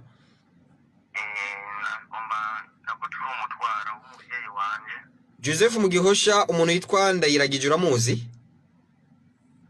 Oya, nzemba nga muri Kenya bagere. Okay. Ego. Nabatura umutwaro umuvyeyi wanje agwaye. Amaze agwaye cyane rwose ari ngwariye ruguru mu bitaro by'ikiremba Ngozi. Ego. Ukuri nashaka mu dusengere agirwe n'amaronka amahoro. Ni mama wawe? Ego, ni mama wanje. Ariko waza ukamubera mu kibanza. Igihe uje ukamubera mu kibanza arakira. Nuza kuza uze kubara protokole kugira ngo turiko turasenga nze kumusengera. Ndahamagara wenda musengere live nyene ashasohoka ibitaro. Nta kibazo. Ego karibu. Yesu Kristo akugiriye neza. Ndahesheje umugisha ndavuze ngo Imana data rugira byose ihereze umugisha uwitwa Sofia mu izina rya Yesu Kristo mu Nazareti. Ihereze umugisha we witwa Ansira mu izina rya Yesu Kristo mu Nazareti. Ihereze umugisha we witwa Joseph mu izina rya Yesu Kristo mu Nazareti. Ihereze umugisha we witwa Innocent mu izina rya Yesu Kristo mu Nazareti. Ihereze umugisha we witwa Emmanuel mu izina rya Yesu Kristo mu Nazareti. Ihereze umugisha we witwa Remy mu izina rya Yesu Kristo mu Nazareti mu Gihosha. Ihereze umugisha we witwa Anne Marie mu izina rya Yesu Kristo mu Nazareti. Ihereze umugisha we Capitoline mu izina rya Yesu Kristo mu Nazareti. Ihereze wewe Pacifique umugisha mu izina rya Yesu Kristo mu Nazareti. Ihereze umugisha we witwa Mudigiri mu izina rya Yesu Kristo mu Nazareti. Ihereze umugisha we witwa Janine mu izina rya Yesu Kristo mu Nazareti. Ihereze umugisha we witwa Esperance mu izina rya Yesu Kristo mu Nazareti. Ihereze umugisha we witwa Joviane mu izina rya Yesu Kristo mu Nazareti. Ihereze umugisha we witwa Melchioro mu izina rya Yesu Kristo mu Nazareti ragaba. Ihereze umugisha we witwa Breze mu Kayanza mu izina rya Yesu Kristo mu Nazareti. Ihereze umugisha we Christophe ngaha mu Gatumba mu izina rya Yesu Kristo umunyanazareti. Ihereze umugisha we witwa Ndayiragije mu izina rya Yesu Kristo mu Nazareti. Ihereze umugisha we witwa Habonimana mu izina rya Yesu Kristo mu Nazareti. Ihereze umugisha we witwa Bigirimana mu izina rya Yesu Kristo umunyanazareti. Ihereze umugisha we Pastor Rosemary mu izina rya Yesu Kristo mu Nazareti. Sika ya mashikoro ya rebo shekereya. Yesu Kristo akugirire neza. Imana ibagwirize mu izina rya Yesu Kristo. Ndavuze ngo Imana ibakoreye igitangaza mu izina rya Yesu Kristo mu Nazareti. Imana ibakoreye igitangaza mu izina rya Yesu Kristo mu Nazareti. Imana ibahica umutima wanyu wifuza mu izina rya Yesu Kristo mu Nazareti. Ndahanura ngo Imana ubuntu bw'Imana, ubwiza bw'Imana bukubabeko mu izina rya Yesu Kristo mu Nazareti. Riya bashekereya. Reka twakire undi ku murongo wa telefone. Allo shalom. Imana ikuhica umutima wawe wifuza mu izina rya Yesu Kristo mu Nazareti. Muko w'Imana mbari umva.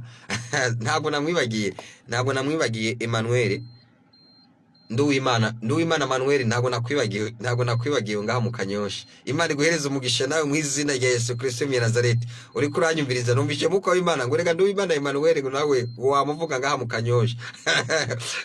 Ari kunyumva. Imana imuhereze umugisha ntago nakwibagiwe mu izina rya Yesu Kristo wa Nazareti. Imana ikugirire neza kandi mu izina rya Yesu Kristo wa Nazareti. Reka twakire uri ku murongo wa telefone. Allo shalom. Oui shalom, ninde turi kuvugana? Ninde turi kuvugana?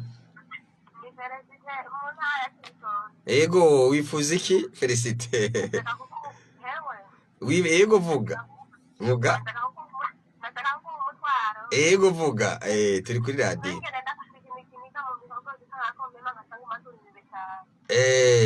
Kimaze igihe kingana gute? Kimaze igihe kingana gute? Cufata igikombe cy'amazi ushema akunyu ucinywa bica birangira ntibizakongera ukundi. Ubu nyene light nawe. Ikindi. Ego. Nawe nyene afite indwara kumuzura inzara kandi no mu mutwago makiri biherehere byinshi naramukuze nawe ne byarasanda gufata. Uyu mwana uzamuzane musuke kwa mavuta bizaca birangira ubwo nyene. Karibu. Yesu Kristo akugire neza. Yesu Kristo aguhereze umugisha. Yesu Kristo agire neza, aguhereze umugisha. Dukorera he? Dukorera kuri CFP Kigobe, Centre de Formation Professionnelle de Kigobe. Ni ku mashuri yitiriwe abashinwa mu Kigobe murahazi. Abazana na Côte Ville mururukira ahantu hari ishami rya Bankobu. Kuri Bankobu kuri 28 Novembre, aho yitwa 28 Novembre witwa Boulevard Mwezi Gisabo, hari station zitatu. Yitwa Mogas, yitwa Sodika, yitwa Kobire. Hari n'ishami rya Bankobu. Cubona ibarabara ry'ikaburimbo rinini cyane cyane bita ijya Kigobe mu gifaransa ariko bayise ijya Avenue du Cinquantenaire mu Kirundi urumva ngo baca bayita ijya Kigobe ni barabara imanuka kuri ambasade ya Libya ni imbere ya Libya ya ambasade ya Libya maze ucubona ku metero 200 ibubamfu ku metero 200 ibubamfu ucubona ikigo ciza ama etage amabati aratukura maze ushizunguruka ugaca winjira karibu ni imbere y'ikigo bita Fonike ngakwibitsa ko Fonike ni ikigo ciza cyane nyencubahera umukuru w'igihugu acishamo amafaranga y'amakomine yacu karibu rero uzabuhageze sayine ku Kaburungu uzobuhashitse niho kirite itangura nico gikorane cy'imbaraga abava mu Cibitoke abava Ngozi hehe abava mu ntara zitandukanye babona gutabagwa kw'Imana rero nawe ndagutumirira ntusibe abava mu Kabezi ntusibe Yesu Kristo agwire neza Yesu Kristo aguhereza umugisha Yesu Kristo agwire neza Yesu Kristo aguhereza umugisha namaze kubarira abazana na Cote Gare du Nord uburenganye kaminuza NS ndera bigisha NS ucubona iryo barabara ry'ikaburimbi ni rinini cyane gose rimanuka kuri ambasade ya Libya karibu ni usanzwe uce ko barabara ya ruguru amabarabara abiri y'ikaburimbo niyo yinjira muri Kigobe ijyambe n'igikaburimbi rimanukana ku Mutoyi ariko iryo ni rya kabiri niryo rya kabiri ry'ikaburimbi rinini cyane yinjira muri quartier Kigobe VIP ni quartier nziza imwe ama etage ibamwe abakire ibamwe amakire hari umuka w'Imana kandi aho dusengera hameze neza karibu kandi ndakwibutsa uza kuza kubana nakwe muri ico gikorane cy'amasengesho uze wambaye nk'umurundi kazi neza wambaye nk'umurundi kazi neza kuko haba hari abantu benshi haba ari na television Albine TV niha ibiri Albine TV niha ibiri kugira ngo ifata amasanamu uze wambaye neza nk'umuntu nyene aje guhura n'Imana nk'umuntu aje guhura n'umwami w'ababi Yesu Kristo nk'umuntu aje imbere y'Imana n'ivyo ngivyo ntuze wambaye nk'ubucakara ni nka kugiye kwa muganga kera abantu bagenda kwa muganga bagenda bambaye agahuzu kamesuye kuko bavuga bati sinagenda muganga ntave asuzugura ariko uzi wambaye kajya gahuzu keza imbere y'Imana biragenda neza mw'izina rya Yesu Kristo wa Nazareti ndagutumiye rero tuza gutangura saa 4 uretse wewe ukeneye mubonano mwibanga no muhanuzi kugira ngo waguhanurire akubarire agukorere acte prophétique cyangwa se akubarire hari byo tutavugira mu ruhame naho nakubarire nza guhanura hari byo ntavuga ndashobora kuvugira mu ruhame ariko nuko nguko byose uza kuba witwaje intebe ukeneye mubonano ni 3:30 imbere yuko kiriti itangura urabona uwo mubonano mw'izina rya Yesu Kristo Nazareti kandi urasengerwa mu buryo bw'ibangamo hari abantu badakunda yuko bosengerwa mu ruhame en public karibu rero Yesu Kristo agwiriye neza karibu Yesu Kristo aguheza umugisha naho waba ukeneye counseling canke iki ukeneye mu munara 30 minutes witwaza intebe kuko wamaze kumva yuko intebe dukoresha ntabwo ari intebe zacu uzanye intebe yera ya plastique première qualité cyangwa se naho yaba y'igiti karibu uzuyizanye kuko hari n'izigiti usanga zimeze neza karibu rero Yesu Kristo agwiriye neza karibu Yesu Kristo aguhereza umugisha reka twakire undi ku murongo wa telefone allo shalom amoro Imana bane nawe ninde turi kuvugana ntabo turi kukumva kuri radio ntabwo bari kukumva utelefonye urabe kugira ngo ijwi abari kuri television Albine TV bakubone bakumve n'abari kuri radio Buja FM bashobore kukumva Yesu Kristo agure neza ariko ngakwibutsa gukora subscribe ariyo sabone kuri channel ya Albine TV ugenda kuri YouTube maze ugaca wandika Albine ALBINE Hama TV hacha haza ucubona Albine TV ciza maze ucugira sabone ufyonda rimwe gusa wowe tarabikora ariyo subscribe kugira ngo ubone kilo kiganiro ikibiriraho canke se ubone nibindi byagiye biratambuka bwa buvugishwa bwa buri munsi canke se bw'ukwezi ndetse no bw'imyaka nico gukora wewe utumvirije ikiganiro cy'ukuntu watsinda ubukene ibyatuma ukira ubukene nawo ushobora kusanga aho kuri Albine TV kuri television online Yesu Kristo agwire neza Yesu Kristo aguhereza umugisha reka twakira undi ku murongo wa telefone allo shalom amoro Imana bane nawe ninde dutelefonye mu dutelefonye muri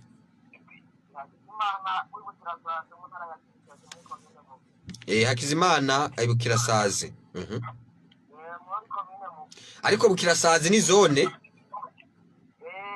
ndabona ni zone ego ego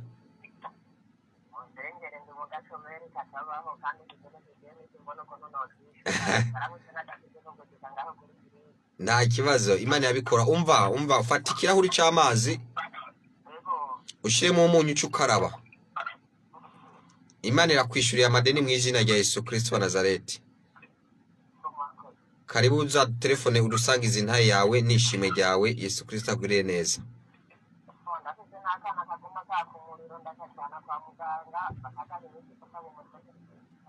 nako nyene uraga uko kugaha amazi kanywe ayo mazi kanywe ko sefini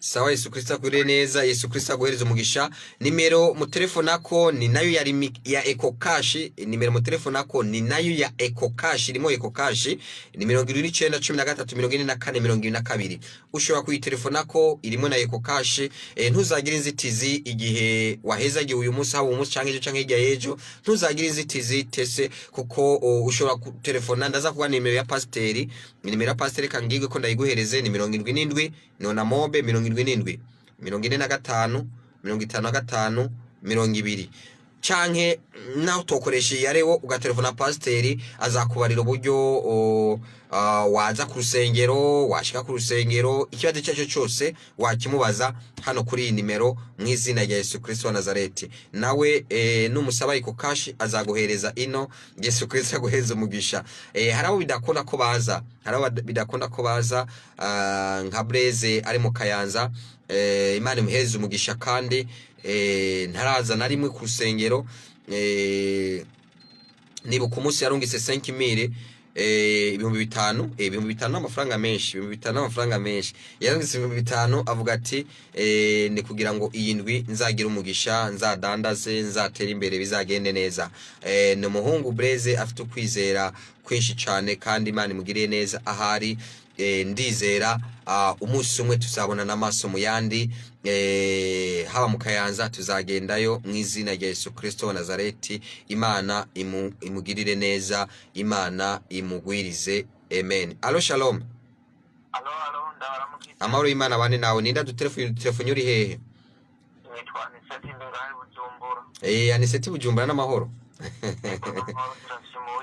yego ndashaka ndabacuza amatwara mu nsengero ndakwaye indwara zikomakomeye ntagira n'amahera yo kwivuza bamukoze nunda afite amahera woza kuri eglise uza kuza uyu munsi nibyo dusengera ibyo nakanya gatoye murakize neza karibu Yesu aguhezagire wewe wamaze kumva kino kiganiro uze gutumirira n'abandi ntuze wenyene uze kuzanana n'abandi biragenda neza ikibanza kiragutse urashikirwa mu izina rya Yesu Kristo wa Nazareti ndikumva hari abandi hari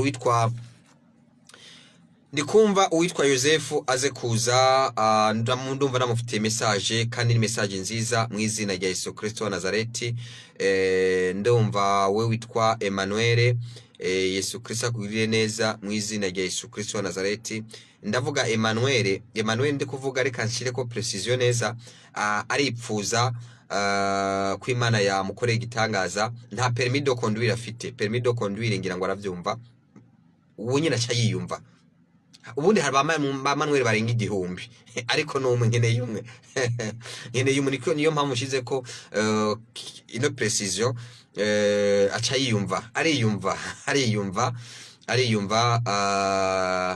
arakeneye ndumva akeneye permis de conduire muri we aribwira ko Imana yamukoreye igitangaza n'izindi message ndamubarira mu izina rya Yesu Kristo ndumva uwitwa Pascazia ndumva uwitwa Moise ndumva uwitwa Patricia ndumva nawe witwa Alphonsine ndumva nawe witwa Samuel ariko Samuel ntabwo ari engineer sindiko ndavuga engineer Samuel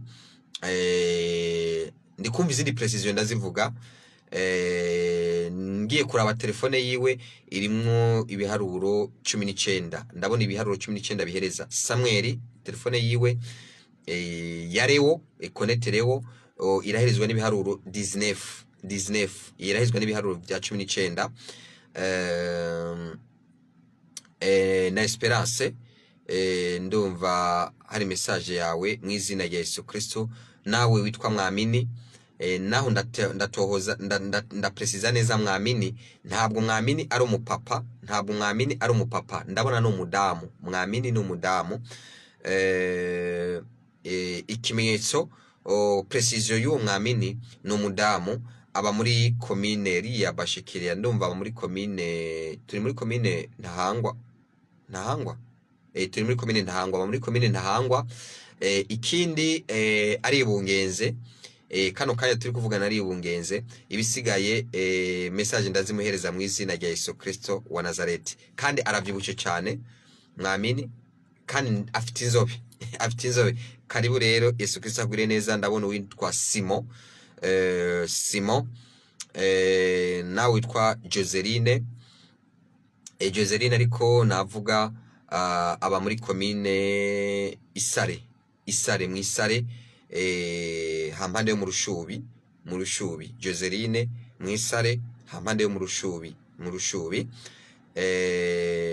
Yesu Kristo aguhereza umugisha Yesu Kristo agurire neza Yesu Kristo agurire neza Yesu Kristo aguhereza umugisha Yesu Kristo agurire neza Yesu Kristo aguhereze umugisha turakomeza twakira abantu ku murongo wa telefone ni 29 13 24 22 Alo shalom Alo Ninda telefone muri he ino mu Kamenge nitwa Chantal Yego Chantal wifuza ko Imana yagukorera iki nifuza gusengera umugabo wanjye agwaye amaguru umugabo wawe kuva yari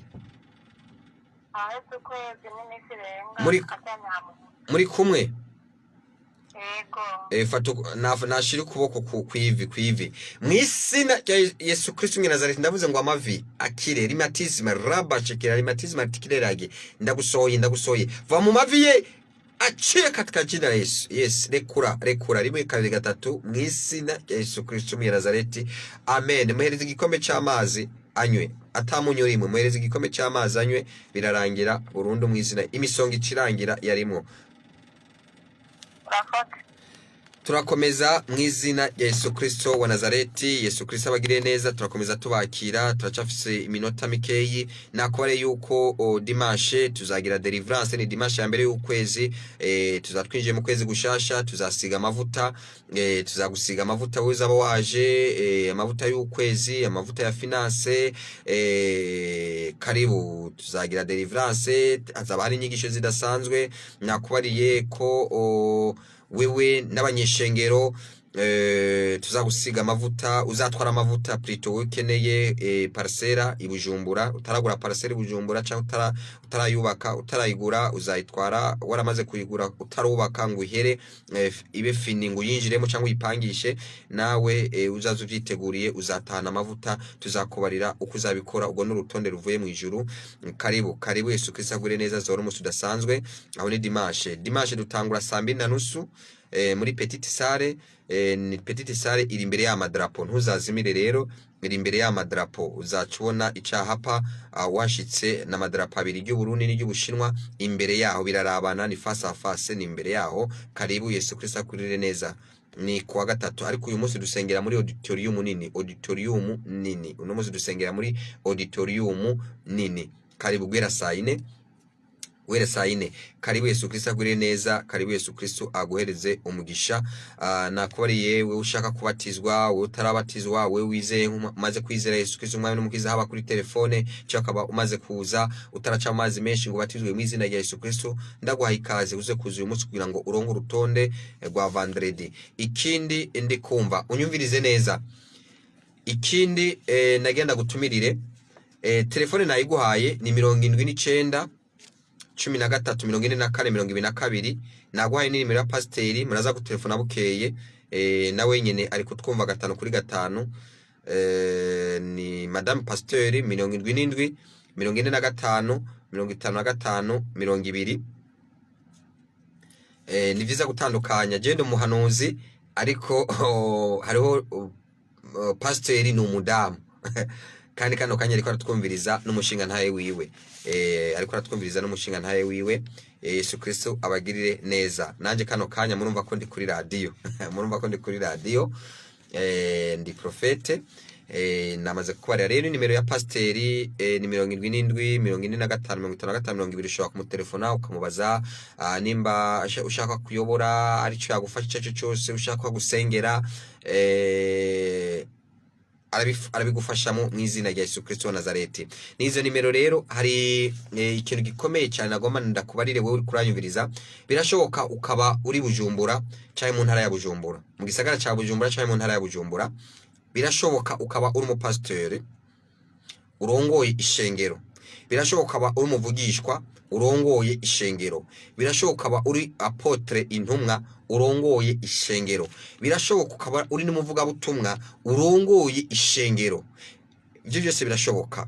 Ibyo byose birashoboka. Urongoye ishengero, uri umuyobozi nimero 1 muri iyo eglise.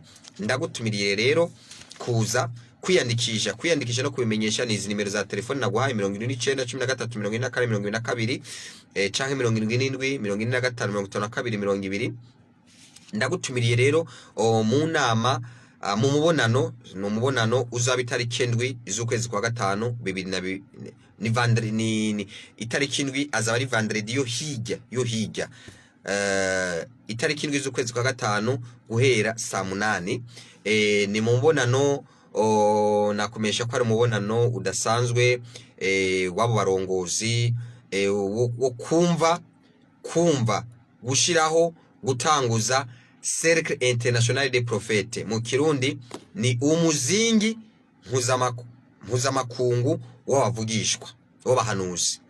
Niyo mpamvu nakubariye waba uri umupasiteri nta kibazo, waba uri umuvuga butumwa nta kibazo.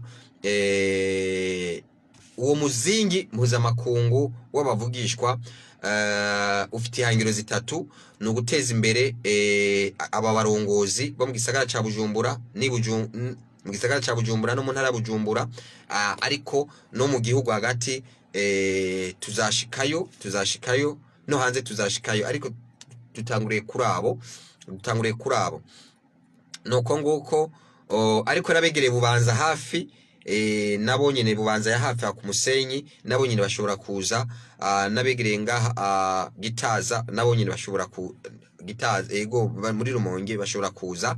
Yesu Kristo abaheze umugisha. Nabo ngahi Muramvya nabo nyene hafi bashobora kuza, bayoboye amashengero ni hafi Ozarantour do Bujumbura nabone bashobora kuza. Ni itariki 7 z'ukwezi kwa gatanu guhera saa 8 aho nyene muri Petite Salle imbere y'amadrapo mu Kigobe. N'intego zitatu rero. Ushobora kuba umuntu w'Imana uri kuratwumviriza, ushobora no gutumira n'abandi kandi kuyandikisha nabahe n'izi nimero zibiri: nimero ya 79 13 44 20 cyangwa 77 45 55 20. Ifise ihangiro zitatu rero. Uwo mubonano cyangwa se uwo muzingi ni guteza imbere wowe nyene uzoba urimo mu buryo bw'imhemu, bw'umubiri n'umutima, mu buryo butatu. Parce que umuntu akozwe muri 3 dimensions, esprit ame corps. Ntabwo genda umuhanuzi w'amahanga nzakubarira ivyo mu mwuka gusa, nzakubarira n'ivyaguteza imbere mu buryo bw'umutima n'ububiri physiquement, ukava mu bwiza uja mu bundi. Nimba ejo wari ufite ikinga, nzagusengera ndakubare nico gukora, ndaguhanurire ejo uzobugenda n'imodoka y'amagurane waruzi imbeho kwikinga utagize equilibre ishobora kugukuta hasi. Uvuye ku modoka y'amapinane ugene no ku ndege, uva mu bwiza uja mu bundi. Bizagenda neza mu izina rya Yesu Kristo wa Nazareti. Niho uzagenda no mu ijuru. Ntupfe wipfuza, ntuzapfa wifuza kujya kanyama, ntuzapfa wifuza kujya kanaka. Umutima n'umubiri byose bizagenda neza.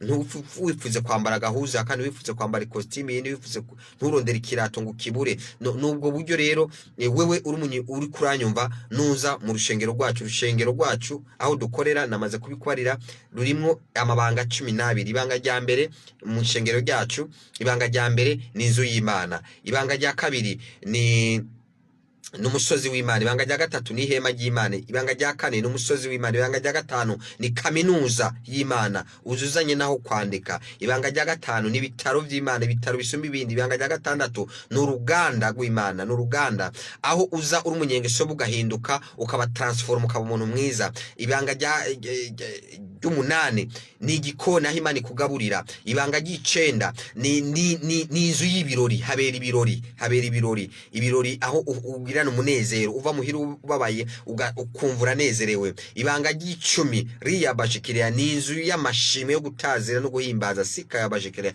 N'amabanga 12. Karibu Yesu Kristo akugirire neza, karibu Yesu, sinayadondagura yose ngo ndaheze kubw'umwanya. Yesu Kristo aguce umutima wawe wipfuza. Karibu rero, karibu Yesu Kristo aguhereza umugisha, karibu Yesu Kristo akugirire neza. Turakira undi ku murongo wa telefone. Allo, shalom.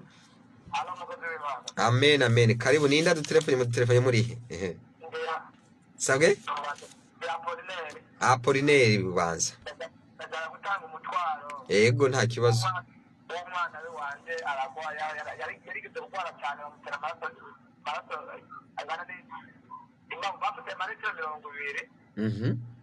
Rero umugabo kugeza hanze bakarite cyangwa kugeza uyu munsi ari ibintu byinshi ugatanga no kwishana cyangwa kuzanga no kujayo.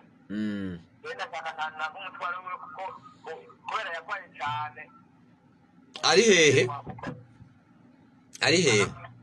Ari Bubanza. Uzomuzane umva. Uzosuzanye na grenadine. Uzozuzanye grenadine. Ni yitwa grenadine.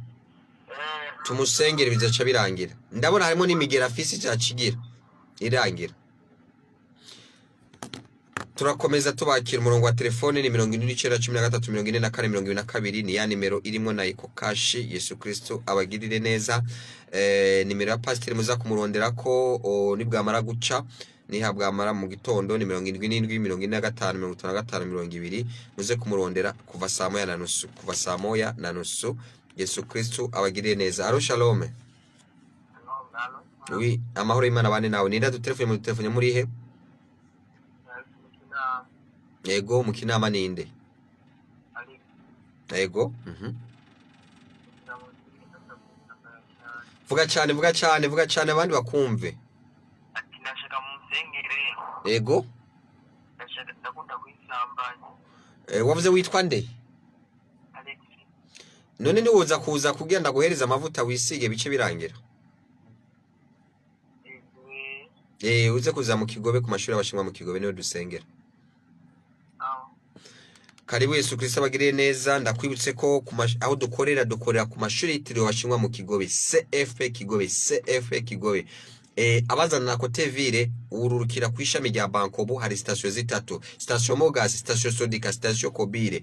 Ni Bankobu gacumanuka ucubona ambassade ya Libya ku metero 20 kuramanuka uvuye kwibarabara rya Rwakarede igana kuri Rwakarede ucubona ikigo cy'abashinwa uca winjira ukazunguruka muri salle auditorium VIP ikunda kuberamwe n'amanama tutasengeye iberamwe amanama.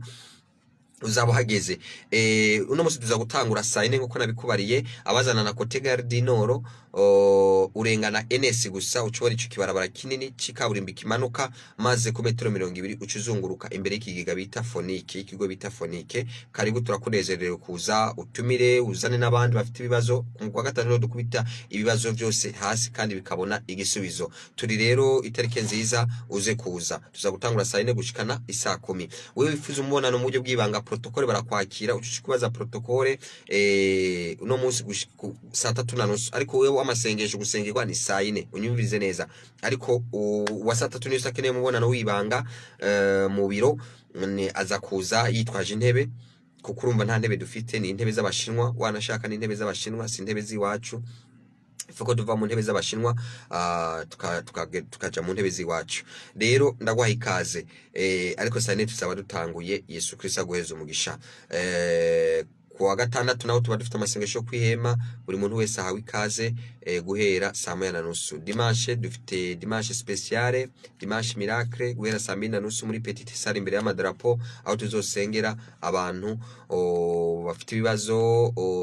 Tuzakora acte prophétique y'amafaranga, ubona amafaranga bigende neza. Tuzagusiga amavuta, buri muntu wese azosigwa amavuta. Hazoba hari bitangaza dimanche. Ababuza kanya karibu. Wawundi akeneye parcelle Bujumbura azoze atana amavuta. Wawundi akeneye kubaka afite parcelle nawe nyene azabona igisubizo c'Imana. Allo, shalom. Duzijwi Siliveri ntabwo telefone yawe iri kumvikana, ntabwo kuri radio bari kukumva, ntabwo ari kukumva, usubira telefone cyangwa telefone pasiteri.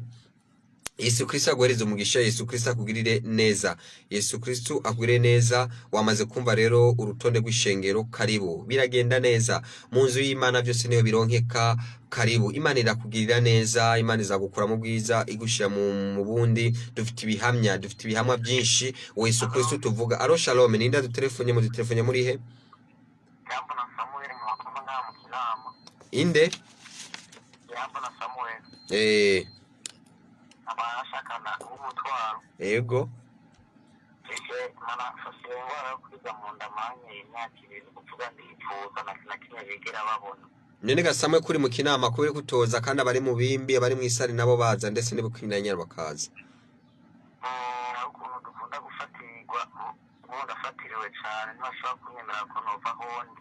Na Dimanche uzoze Dimanche ndukora. Nashobora kuronka umwanya.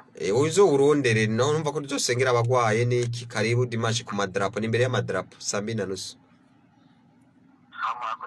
Yesu aguhezagire, Yesu akugirire neza. Ndi kubamenyesha yuko uyu munsi ari umunsi udasanzwe. Karibu tubone ubwiza bw'Imana. Uhuye n'umuhanuzi ubuzima burahinduka. Ubushize nakubari inkuru ya Madrid, warabonye abashize intahe. Izo ntahe zose uzisanga kuri Albine TV, zose ziba ziriko. Reka twakirundi ku murongo wa telefone. Alo shalom. Izo ntahe zose ziba ziriko. Imana yakugirira neza. Iki ni igihe cyawe, iki ni igihe cyo gusenga.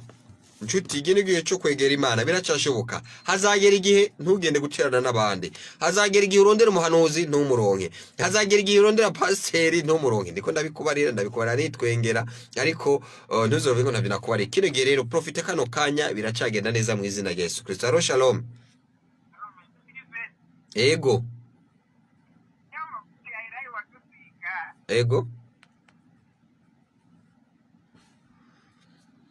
Turakomeza tubakira mu izina rya Yesu Kristo. Umurongo wa telefone ni 77 iyo ni ya pasiteri 75 55 Yesu Kristo abagire neza. Telefone ya pasiteri yo muri studio ni 79 turabakira mu izina rya Yesu Kristo. Alo shalom. Ninda dutelefone muri he? Vuga duze ijwi, turi kuri televiziyo bakumve bakubone no kuri radio. Okay, ninda dutelefone ijwi. Tade Yesu aguhezagire. Amen. Tubarire. Muri kumwe? Mufata igikombe cy'amazi ushiremwa amazi ucunywa. Mwisina bica birangira mwisina rya Yesu Kristo. Ndavuze ngo Jini Sharif aciye arekura buri mwuka wose wari ufashe madame we, umurekure mu madame Tade akiruziba riya bashikiria wakirugukira we rero niteka ryose. Amen.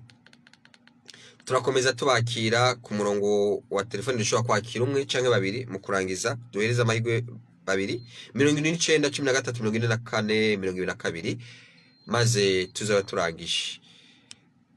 Dukorane ko ingohe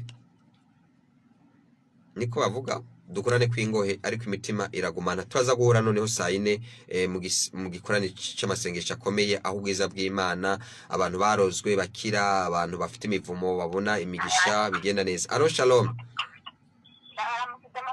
Amahoro Imana bane nawe. Ninda dutelefone muri he? Ku muyaga. Karita. Ku muyaga ni haruguru y'isororezo, ni hejuru y'isororezo? Okay, mu Gihosha. Okay, hariho nandi bita ku muyaga. Ufite infection yaranse guhera. Uraza kuza ku rusengero. Ndagusengera hama biragenda neza.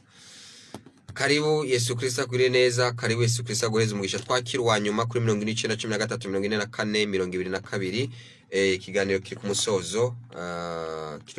Alo shalom. Ninda dutelefone muri he?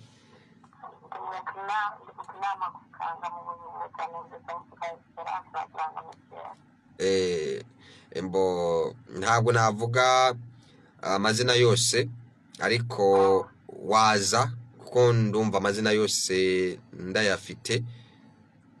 waza biragenda neza. uyu munsi sinashobora kuronka akanya muri kwezi niho narindi nari nasabye uruhushya sinzi ko bakongera kuruha.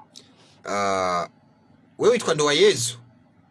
Oya nitwa Nsabimana. Ndondero witwa Nduwayezu.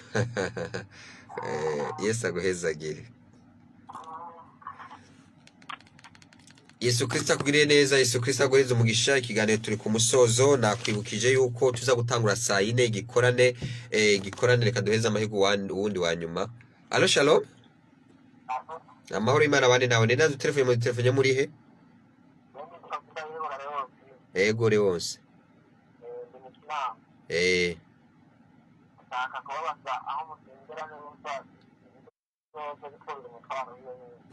Karibu nakwari ni mu Kigobe. Ucufashe moto cyangwa bajaje cyangwa kinga atishikana ku mashuri bashingwa mu Kigobe baca bagushikana no kuri. Karibu.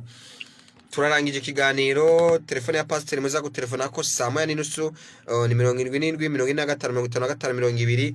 Wewe ukeneye mbonana mu buryo bw'ibanga ni saa 3:30 saa 4 ubundi niho dutangura. Karibu uze gushika saa 4 ku Kaburungu, nushika imbere nushike wanacerewe. Uze gushika hakiri kare biragenda neza mu izina rya Yesu Kristo mwe Nazareti. Imvura ntikuze kuza ntagire ikintu na kimwe kikuza kuza mu nzu y'Imana kugira ngo wakire igitangaza cawe. Nakore ko dukorera Imana idufasha kandi Imana ibana natwe. Imana ikwiyereka kwa gatandatu karibu mu masengesho kwihema witwikiriye dimanche mwumvise ibitangaza bizaba dimanche. Ndavuze ngo amahoro y'Imana bane nawe, umugisha w'Imana kubeko. Shalom shalom shalom.